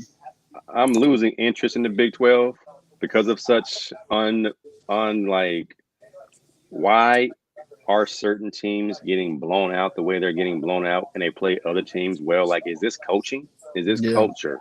If something's not right when Texas can almost beat Bama and come back and play such terrible ups and down football. I'm gonna keep a small eye on it. Like I might watch a little bit just to see how they're playing. But if it's not TCU or Kansas State, I mean Texas and Sarkeesian, I mean they're getting recruits. The Mhm. oil money NIL deals are getting kids in there, but now you got to coach them up. So like it's Texas -3 on the road. What are we really talking about here, man? What is really going on? Mm. The higher ranked team at home is the underdog. Yeah. It's something we're missing. I think it's just the name Texas alone, the mystique of it, because you look at Kansas or how well they played this year, and then you look at K-State, and it's just that you didn't expect for these teams to, I guess, be this good, playing this good this year. So I guess they look at them like, okay, well, they having a good year so far, but can they sustain it? So they go with the obvious. So they like, hey, I picked Texas just because, it's Texas. But if Texas loses, then everybody be like, because betting is funny because like you look at this game, you be like, well, they got Texas by 3.5 3 points. Well, then let's go with Texas. Then everybody runs to the bet on Texas, and then the obvious happened. K-State wins, and they be like, well, how they got it wrong? You just like you said, the higher seed should the higher ranked team should be favored because you going there, not just because Should be. yeah. It's not. Yeah, Vegas betting odds, they always fascinate me for probably all the wrong reasons. Because trying to figure out, exact point spreads and stuff, like I don't know what analytics y'all are looking at to give Texas 2.5 on the road. For one, other than the fact that Adrian Martinez, their main starting quarterback, is out with an injury still. Mm-hmm. But I mean, it hasn't been just the quarterback play there in K-State. I mean, Deuce Vaughn, their running back, he's been having a sensational year himself in a league that's known for passing. He's averaging over 128 yards a game. Yeah. So, and I mean, and that's no slight because on the Texas side, we all know who Bijan Robinson is, and he's averaging 130. And I mean, those two running backs are actually having two of the statistically best careers for Big 12 running backs in history right now, if they keep up at the pace that they're at. Mm-hmm. Yeah. So, I mean, the SEC, we were talking about, the quarterbacks and the receivers. I think this game's going to be one of those, you got to look at the running backs. Which line's going to overpower the other line over a full 60 minutes here? Well, who can stop the run? Yeah, because, I mean, with Texas, I mean, we've all seen it. They play close to Bama, but they played a full 60. But when they played Oklahoma State, they played like 45. And it's those 15 minutes where they decide to slack off, and it completely flipped the game. Let me ask y'all guys a question then. Sure. If the quarterback for Texas didn't get injured that game against Alabama, do you think where you think Texas would be at right now? And because I believe if he didn't get injured, and they called that roughing the penalty on Alabama, I believe Alabama will be an afterthought now because with the Tennessee loss and that Texas loss, we wouldn't even have a conversation about Alabama. Yeah, no, I agree. I mean, just kind of looking at the schedule, I mean, if it was Quinn Ewers who was able to finish out that game, I do believe that Texas would have won. I do believe Alabama would still have 2 losses, but I do also believe that Texas would have found a way to keep slipping up in these couple extra games like they have. Yeah, Simply they are because, who they are. Yeah, I mean, everybody's like, oh yeah, Texas is back. It's like, okay, cool. We'll hop on your bandwagon. We'll give you a ranking for now, but you got to show us something. And it seems like every time where they get a number in front of their name, they drop the ball. But as soon as that number drops or they fall out, they play right back up to where they think they should be. Yeah. So, I don't know. I think it's going to be an interesting game because 4 of the last 6 games also have been 1-score games in this. And Texas has won 5 straight in this series. But Texas is also coming off their 5th straight road loss, going on the road up to Manhattan. So it's a very touchy game. I feel like this is one of those toss-ups, but I mean, in AC's words, the $2 bet, I wouldn't even sniff this game because I just don't know. Even if it's only $2, $2. I'm not touching it. Give me $2 for the K-State win. Looking at Texas versus Oklahoma State, 20 versus 11. Looking at Texas Tech rival. And going to the Alabama game, Sarkisian had his team ready for Alabama because they had nothing to lose. They're not giving us a shot in the world. They're number 1 in the country. We're at home. Let's play. They played out of their minds. It still came up short. And you figured the other couple games that were really on their schedule, mark this one down, highlight it, they lost. So this one right here, same thing. I don't believe in Sarkisian. I think that K-State will handle business. They got Texas as the favorite. I'm gonna take that. I'll take K-State. $2. Looking at Texas schedule, They got K-State today, TCU next, Mm. Kansas, and Baylor. They could lose all of them games. They could lose all four. All four of them games. They could lose all Th- four of them. Come on, Kansas, let's go. That schedule is ridiculous. These last 4 games of the season, it's like you go from 5-3 to You mess around. 5-7. No and no bowl. Yeah. No bowl. I mean, they're gonna win a couple of them games, but it's not gonna be easy. Sarkisian got to earn his paycheck. Mhm. Well, I don't see them winning. I definitely don't see them beating TCU. Kansas, that's a tricky game. They might beat Baylor. Might beat Baylor to get that bowl eligible, or Kansas give them a gift to let them get bowl eligible. One of the two. But that schedule look. If I was the coach right now, I'd be like, look. We need to pick. Hey, which one we gonna win? The TCU game is at night. Does that change that? I mean, are you a night team? Some teams are better at night. I think it's a really big deal playing at night compared to playing at 9 a.m. West Coast time. But I don't know if that's a big deal in Texas. I know it is if you go to Baton Rouge or you go to Utah. I mean, it does. It matters to an extent, but because I'm a Texas Tech fan, so I know that we got TCU today, but I know that we have no shot.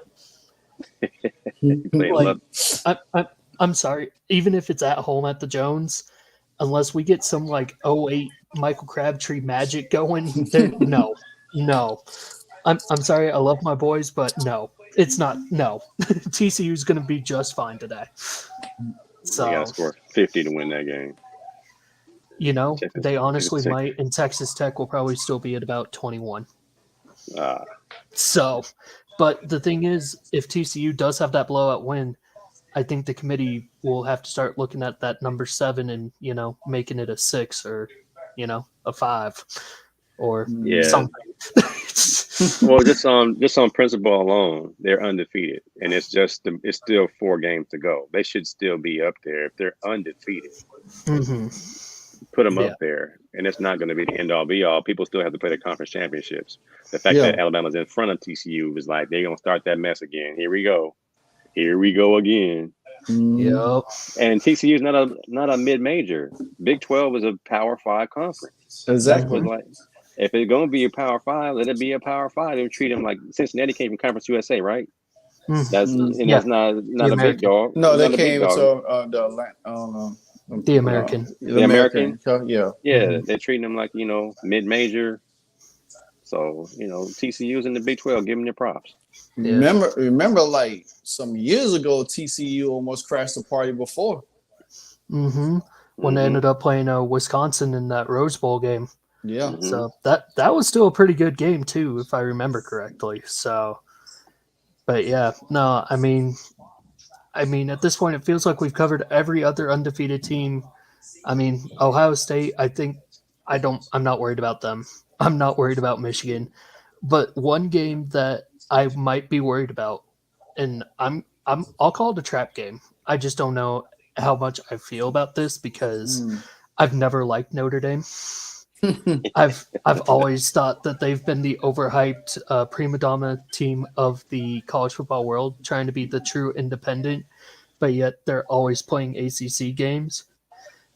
I mean, Clemson has to go on the road to South Bend later, and Clemson currently has the longest winning streak in the nation at 14 games in the regular season. But Notre Dame has won 26 straight regular season games against ACC opponents. The last time they lost was in 2018 to Clemson. So it's interesting to see how this team, well, really how both teams have gone, because Clemson, they want to say that there's no quarterback controversy. You had to take out DJ Uiagalelei against Syracuse. And that's no slight against Syracuse, but I feel like there's more issues in Clemson that they're leading on. I don't know. What do you guys think? I was waiting for you to get to this game actually, because I think Clemson with the longest record right now, and Notre Dame winning all of them games against ACC because they do play ACC, Big Ten, and Pac-12 because that's what they schedule compiled of. You got in Navy and all of that stuff. Mm-hmm. I mean, Clemson got away. They got 3 games they got away from. They could have lost. Their season could have went backwards. Like you said, they took DJ out in Syracuse. I wonder if, and then you turn around, what Notre Dame, they blasted Syracuse last week, or who they played last week?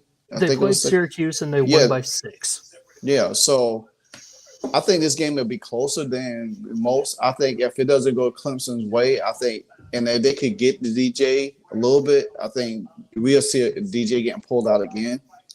I think if he get pulled out for the second time, I wonder what's that going to do to him, because now Clemson is on the road to going to, could get in the playoffs.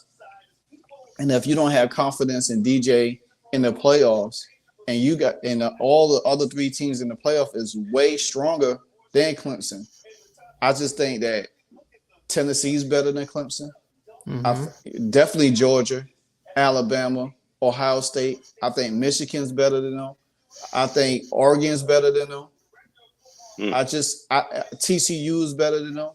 Utah. I just don't think that Clemson is strong enough. Yeah, their defense is carrying them. But look, you struggle. You had to go to 3 overtimes against Wake to pull it out. You had to bench your quarterback against Syracuse. You barely beat NC State at home. Mm-hmm. Then Florida State gave you all they could handle. So my thing is, you beat an LSU team that has got way better since the first game of the season. So if I put Clemson against the top 4 teams right now, I say all 4 losses. Wow. You know what I'm saying? So Clemson is getting the reason why Clemson is getting the benefit of the doubt right now, because all 5 of the teams that they beat, you got 5 teams from the ACC that's ranked in the top 25 right now. You know what I'm saying? So that's their argument. You know what I'm saying? Because if none of them teams were ranked, I don't really think Clemson will, even if they was undefeated, I don't even think they will be in that top 4 spot. I think they get it because the teams that they beat in the ACC are still ranked in the top 25. But I think Notre Dame could give them a scare. Notre Dame could pull it out. And I'll say this is a very, very trap game for Clemson, because they know if they do not come out with a win this game, it's over.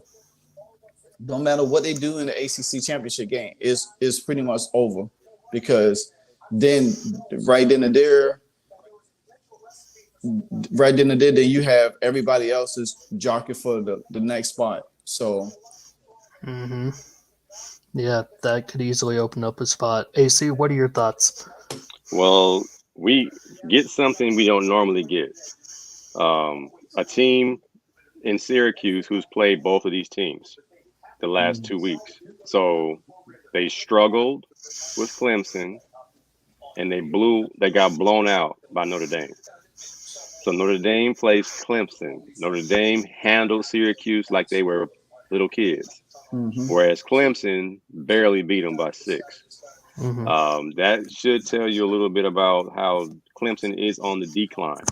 I believe DJ's leash will be very short today. If he does not produce a touchdown in the first 3 drives, he will get pulled. I hate to say it. I'm friends with his dad. It's just, I think he'll be in the portal. He's going to be in the portal this offseason. And as talented as he is, it's just not going well. It doesn't look like he's having fun out there. He's out there trying to keep his job instead of winning football games. They're winning. They've won some tight ones, but it's not been the way Clemson is used to winning. They're used to dominating. Right now, they're just trying to squeak out game, which is also a trait of a champion. If you can find ways to win, that says a lot too. It doesn't matter how you win, it matters as long as you win. But even though that saying could be true, and many times it does matter how.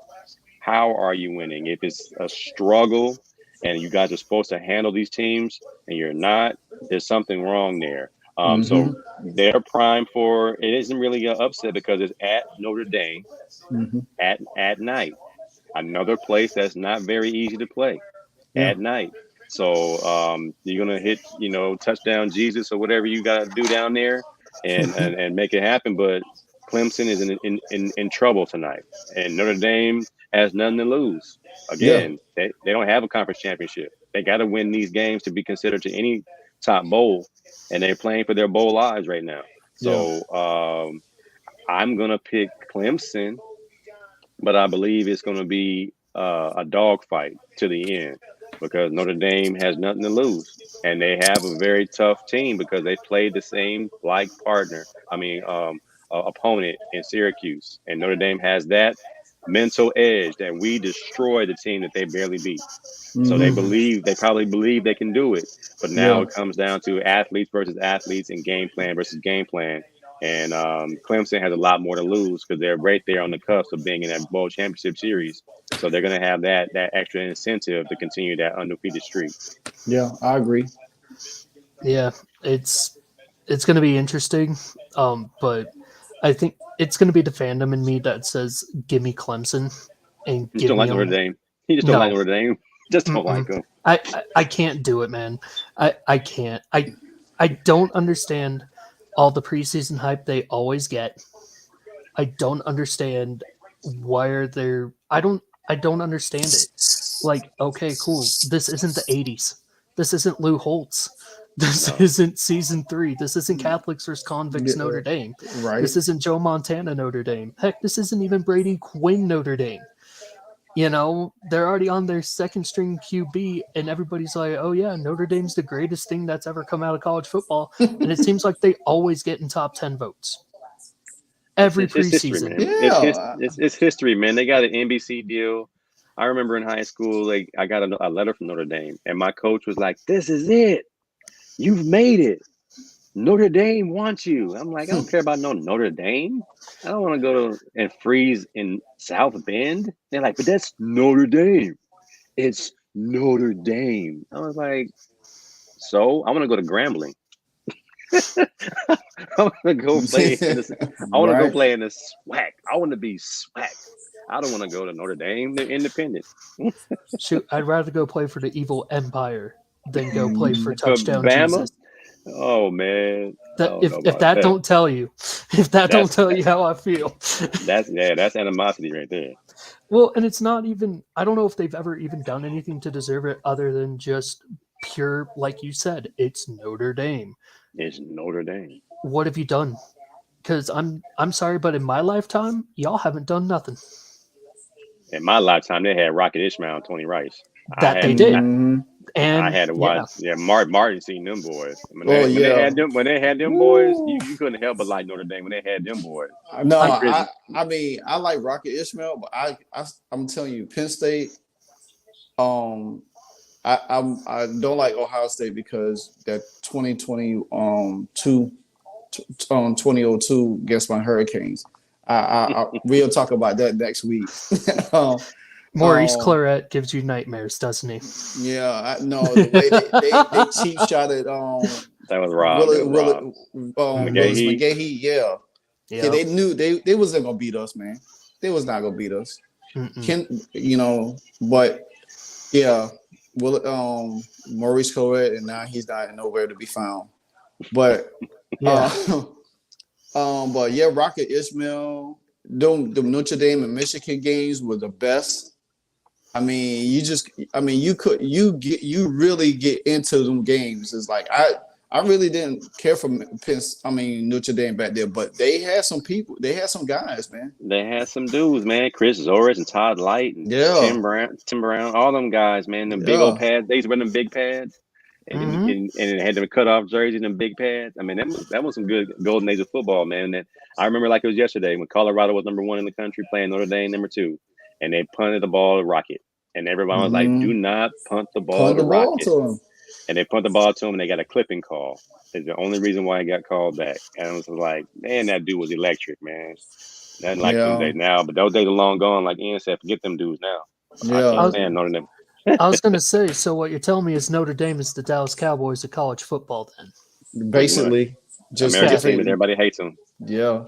Well, in that Um, case, my feelings are vindicated knowing that. I I think my pick for this game is because I mean I don't like neither one of these teams, and I would pick Clemson because they just in the ACC, and I always root for all the ACC teams, regardless. But I just want to throw some salt on somebody I at work, so I want Clemson to lose. I want them. Oh no. I don't want them. I don't want them to make it to the playoffs. I want DJ to throw for 500 yards and 5 touchdowns and keep his job. I don't want him to have to go in the portal because they want You that. His backup quarterback is on his neck. you must be gonna give DJ a shot of Lamar Jackson, Deshaun Watson, Tom Brady, Peyton Manning, Drew Brees Whatever, man. in his DNA for him to do that. Because man, if he throws, let me tell you, if he throws for 500 yards and 4 touchdowns against Notre Dame, I'll give you an extra $2. I was gonna say, I was gonna $2 say, scholarship. I was gonna say, AC flying out them smelling salts Yeah, to no. DJ. Let me hit this next chance. Let me hit it real quick. Am I no. telling the truth? Yeah. Am I still on the same line? Yeah. Yeah. Nah, So I want him to have a game. I want him to have a game because I hate that he's not having fun. He's a great kid, great family. His younger brother's a stud at Bosco out here in the West Coast, and I love their family. But I just know going down in the deep South and playing in the SEC is what everyone's subscribing to down here in the West Coast. Let's go to the SEC. It's not going well. That's why I tell kids all the time: go where you're loved and where you feel comfortable. exactly. It's not his home. He's not from Alabama. I mean, that's not. You South know what I'm Carolina. saying? Is that where it is? Yeah. South Carolina? I forgot where it Yeah. is, but it's down south, and you ain't got no Mhm. folks down there. So, I mean, I definitely want him to do good today, regardless of win or lose. I want him to do well because I don't want him to get pulled because you have a bad game. Everybody have a bad game. Even like in the like Tyler Van Dyke down in Miami, he had a bad game and he got pulled in the fourth round, I guess around the fourth quarter, but still the game was already over. But he came back the next game and had a great game. let me say this, man. It could be a blessing in disguise if he does get pulled. Look at Jalen Hurts. You know what I'm saying? Sometimes you might just need to leave the environment, get somewhere where you can be comfortable and happy again, because he has the intangibles. It's just the location, I believe, and the stress and the pressure of picking up where Sunshine left off. You know who he's Mhm. replaced? He's replacing the Golden Child. So Yeah. it was only up he could go. He could not go below the standard that Lawrence set for him. And when he got that one chance to play when Lawrence was still there, he shined. Mm-hmm. So have they put too much on his plate as far as play calling is concerned? I don't know. It's just not the same kid. So my thing is, if he does get pulled and he does go transfer portal, he goes to somewhere like Oklahoma, who resurrects quarterbacks. If he has to go follow Lincoln Riley because he's been the one who resurrected quarterbacks, Yeah. we'll see. But he just needs to get the joy of playing quarterback once again, leading his team. Mm-hmm. His face does not look like one of a quarterback that wants to lead his team to victory. It's one of a quarterback who is trying not to make mistakes, and that's not how you make plays. You have to make plays confidently, sure Yeah. about it, agreeing with your offensive coordinator, having plays that you feel good about going into the huddle. Say, all right, guys, we're going to run this play. Not going in there saying J35 XZ Z and not being sure about it. That's going to hurt him long term. So hopefully it works out. Yeah. If not, he goes to a situation where he can be himself again. Exactly. Yeah, and I was gonna bring that up too. Just with having the transfer portal the way it is and everything of that nature, say things do end up going south for Clemson today. Do we expect DJ to transfer, and where? And I mean, you kind of already answered it in a way, AC. But where do y'all think would be his best fit? I think UCLA because we're losing DTR. South Carolina will be another fit. He's a West Coast kid. Come back home. Yeah. Come to UCLA. Step right into a program that needs a kid that can run the ball, throw the ball, and lead a team. And I think it'll be a good fit for him. I'm pulling for him because I'm a UCLA guy. Come on back home. We love you. We we Yeah. are we, Yeah, we wear Jordan. We wear Air Jordans. there you Yeah. go. But yeah, no, honestly, I was gonna say UCLA would actually probably be one of my top picks as well, simply because of the offense that Chip Kelly loves to run. Yeah. And the thing is with DJ, and when he's actually mobile and everything, I see a lot of Mariota in him. I Mhm. really do. And if he gets a little bit of extra time, he's been blessed to have that there at Clemson, obviously Mm-hmm. following in Trevor Lawrence's footsteps, who had to fall in Deshaun Watson's. That's a Mm-hmm. lot of pressure, Yeah. Mhm. and like y'all said, playing in the SEC, there is no room for even little Aaron. Mhm. hiccups, especially when you're playing the quarterback position. That's Exactly. why Jalen Hurts ended up going to Oklahoma, but obviously we see what he's doing here in the NFL halfway through the Mhm. season, still with the big fat zero. Yeah. Hey man, he's a dude. So I think Um. DJ's a guy, man. He's a guy. Yeah. I agree with both of y'all guys on DJ. I think he will transfer. I think going home, finding a coach, a coordinator that's going to fit his style, blend everything around him because DJ is same similarity to Tyler Van Dyke from last year. When Tyler Van Dyke came in, Rick Lashley was the offensive coordinator. The offense scheme was tailored to him. That's how he became the talk for this year to be like one of the Heisman candidates. But then when we got John Gaddis down there, he didn't look like the quarterback until that off week. They had to sit down and tailor the offense around him, and then he came, even though they lost to North Carolina, but he came back, and you could see the difference of the offense how it was made. Now the one caveat to that is Jake Garcia because he's behind him, and Jake Garcia he didn't have no kind of good game since he came in. He had a little flash here, but it just all went downhill. I think that will be another quarterback that hits the transfer portal too if Tyler decides to come back next year. So Man, it's I, it's, it's unfortunate, but hey, it's what it is sometimes. yeah, and I think AC brought up a really good point in that don't worry about necessarily chasing the glitz and the glamour. Worry about what makes you feel most comfortable and Mm-hmm. what Mhm. makes you truly happy. Now, I understand, playing for the big name schools, your Bamas, your Georgias, your Clemsons, your Michigans, Ohio States. Yes, that will help you because you'll get the TV exposure. We all know that that will happen. But at the end of the day, if you ain't right up in between the ears, it don't Ain't gonna matter what happen. team that you got repping on the side of your helmet. Yeah. Mhm. Yep. Yep. So the only other game that I had, I actually completely missed because I thought it was today, but it was actually 2 days ago with Mm. App State and Coastal Carolina. But only Mm. because personally, I think Coastal Carolina got snubbed out of the top 25. I honestly Yep. Mm. thought they should have been in, and especially after seeing Oregon State lose. I mean, I'm sorry. Give Coastal something. Let them be the group of five team to cause chaos this year. Was Coastal undefeated last year? They Or were up until they played Liberty, and Liberty got them. okay, so Yeah, they we were worried about that. yeah. Yeah. I like Coastal Carolina. I mean they was doing App State in. Oh yeah. So And yeah, that score was a little closer, but yeah, no, they did exactly what they needed to do. You know. mhm. Well, So App State not gonna play well unless you're a top 10 team. Yeah, App State, App State's the upset special every year. The first 10 games, man. do not They schedule App State if they you're got gonna honestly, win. don't schedule the Sun Belt yeah. because if Yeah. it's not App State, it's Coastal. If it's not Coastal, it's Liberty. If it's not Liberty, it's Old Dominion. Virginia Tech, stop scheduling Old Dominion. Don't Liberty play? They play somebody. They play Arkansas Yeah, at Arkansas I today. that's why I just heard that last night, and I was like, I didn't know they was talking about is Liberty on Georgia schedule, Tennessee schedule. I knew it was somebody, and now yeah, they was talk about yeah they did was talk about Arkansas because how Arkansas had that up and down year. They looked at promising, and then they had some losses. So Liberty could, but definitely I ain't never gonna put App State on my schedule.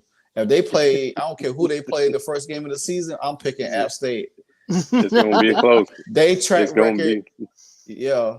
They track record is very proven. They're gonna eat that. Shoot, I mean, at this point, I'd be scared to even put Marshall on my schedule now. Like, Mhm. it's that entire Sun Belt conference. Everybody has dubbed it the Fun Belt, and honestly, I'm here for it. Yeah. Give me the weirdness that it is. Yes. So, but I mean, we got a couple more minutes. Is there any other games that y'all are truly interested in? Because I know, Martin, I know that you've got, obviously, you have your interest in Florida State, Miami, Yeah. and that rivalry. I'm definitely.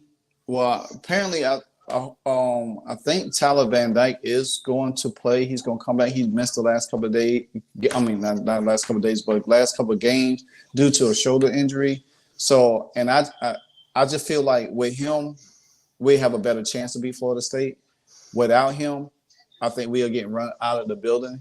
I just think we gave a game away to them last year. That 4th and 14 still haunts us. We sold out the Hard Rock Stadium. Trust me, and I think that was probably hard, but this is a rivalry game. A lot of recruits going to be down there. This could be the tail of the tape. If Miami wins this game, regardless of the score, there are going to be a lot of people trying to come to the U. Because, I mean, they got a big 2023 recruiting class coming in. So that's going to even help them a little bit more. Even if Miami does not do anything for the rest of the season, beat Florida State. That's all I ask. You beat Florida State, I'm good with it. You know what I'm saying? Because we do got Clemson, in 2 weeks. They come here to Death Valley. So, maybe Notre Dame could soften them up a little bit for us. Wait, did you just say Miami's another Death Valley? Man, we already got 2 of those. No, Clemson has a Death Valley too. Yeah. Well, I know, but I thought Clemson had to go to Miami. No, Miami goes to Clemson. Oh. Yeah. No. Sorry. Yeah. But and the last time I was at that game was some years ago when Miami, was decent. They beat Clemson at home. But I think, like I said, I don't care what they do for the rest of the season. Beat Florida State. That's it. Just win. I just want them to beat Florida State, claim that rivalry, claim the state of Florida, and get all the talent that you can handle to come to there. I just don't want to see the other way. I think that game, we should have won that game last year. Everybody was mad at it. I mean, especially the season we had last year. We scheduled Alabama, and Alabama took it to us all kind of way. Jameson and Mitchie was just catching all over us. Manny Diaz defense looked like we was playing Pop Warner. I was like, what is going on? So y'all were that Canadian Academy that played IMG last night. I know, right? But I'm definitely, because I do have on my show Tuesday, I have a special guest for Locked On Kings, Alex Donald. So he's going to join me to recap the game and talk about some recruiting and stuff. So I'm looking forward to that show on Tuesday. But yeah, that's going to be my interest. But I'm definitely going to be watching everything else too. So I'm going to keep a keen eye on a lot of games today. There ain't really much games I'm probably intriguing.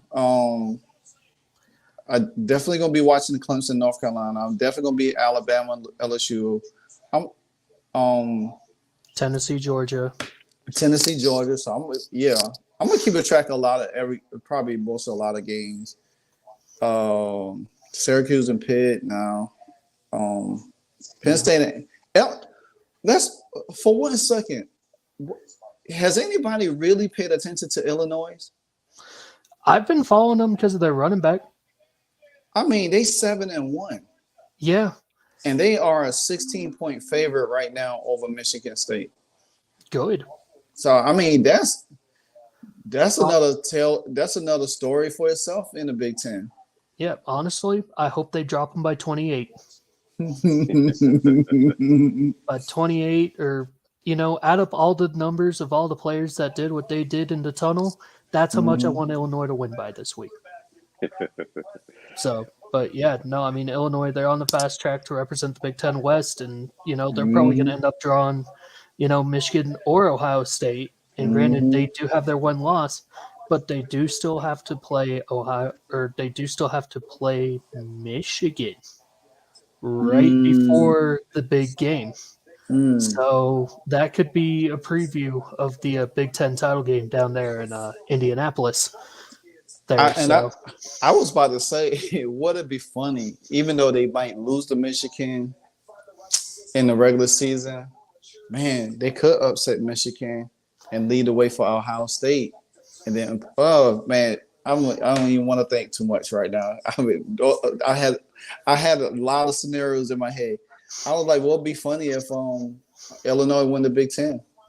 If Illinois runs the table, we're going to have a discussion, a very big discussion, because that means that Illinois goes 12-1, and their last two wins are against current top 5 teams. Yeah.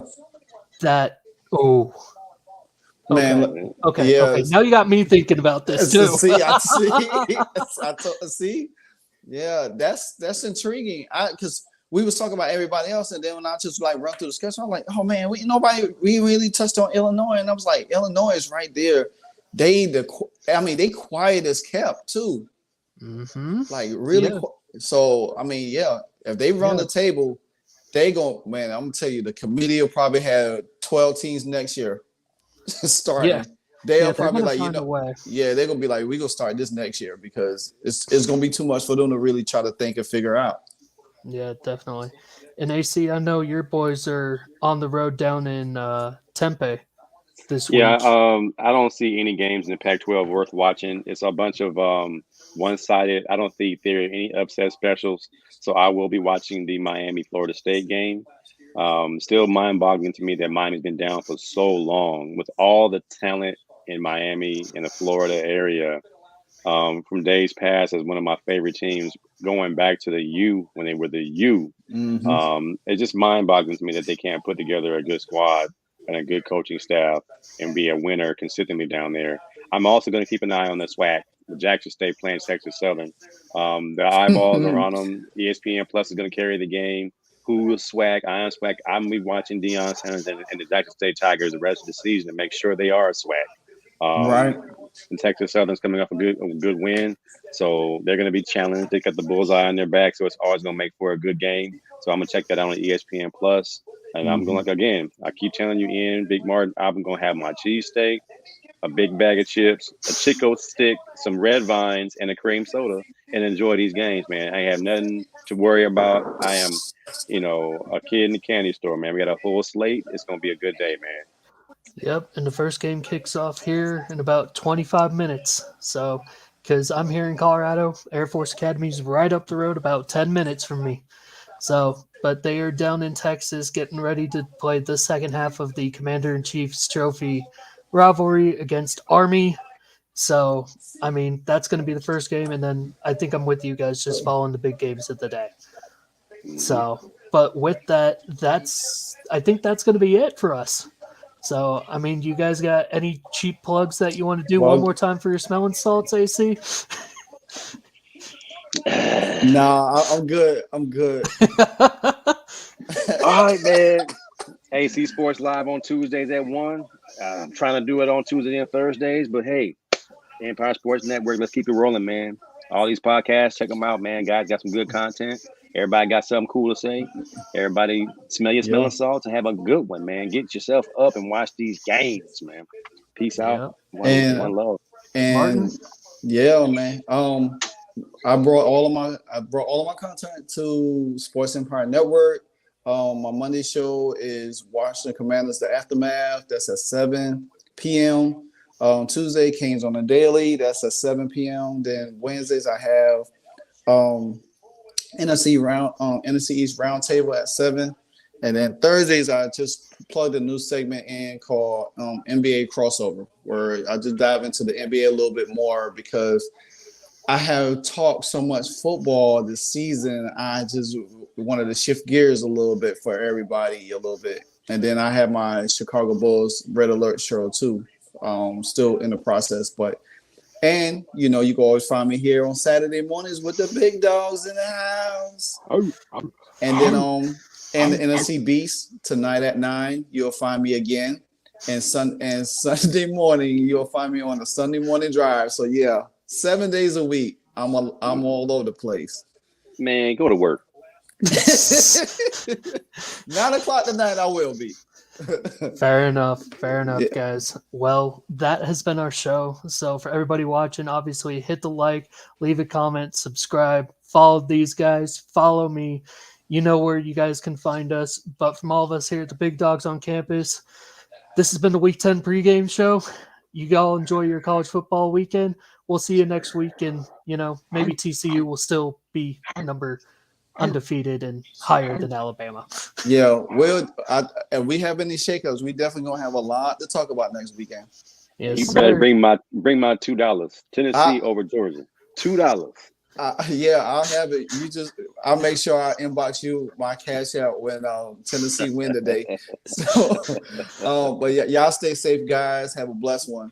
All right, Yes, peace sir. out, y'all. We out. All right.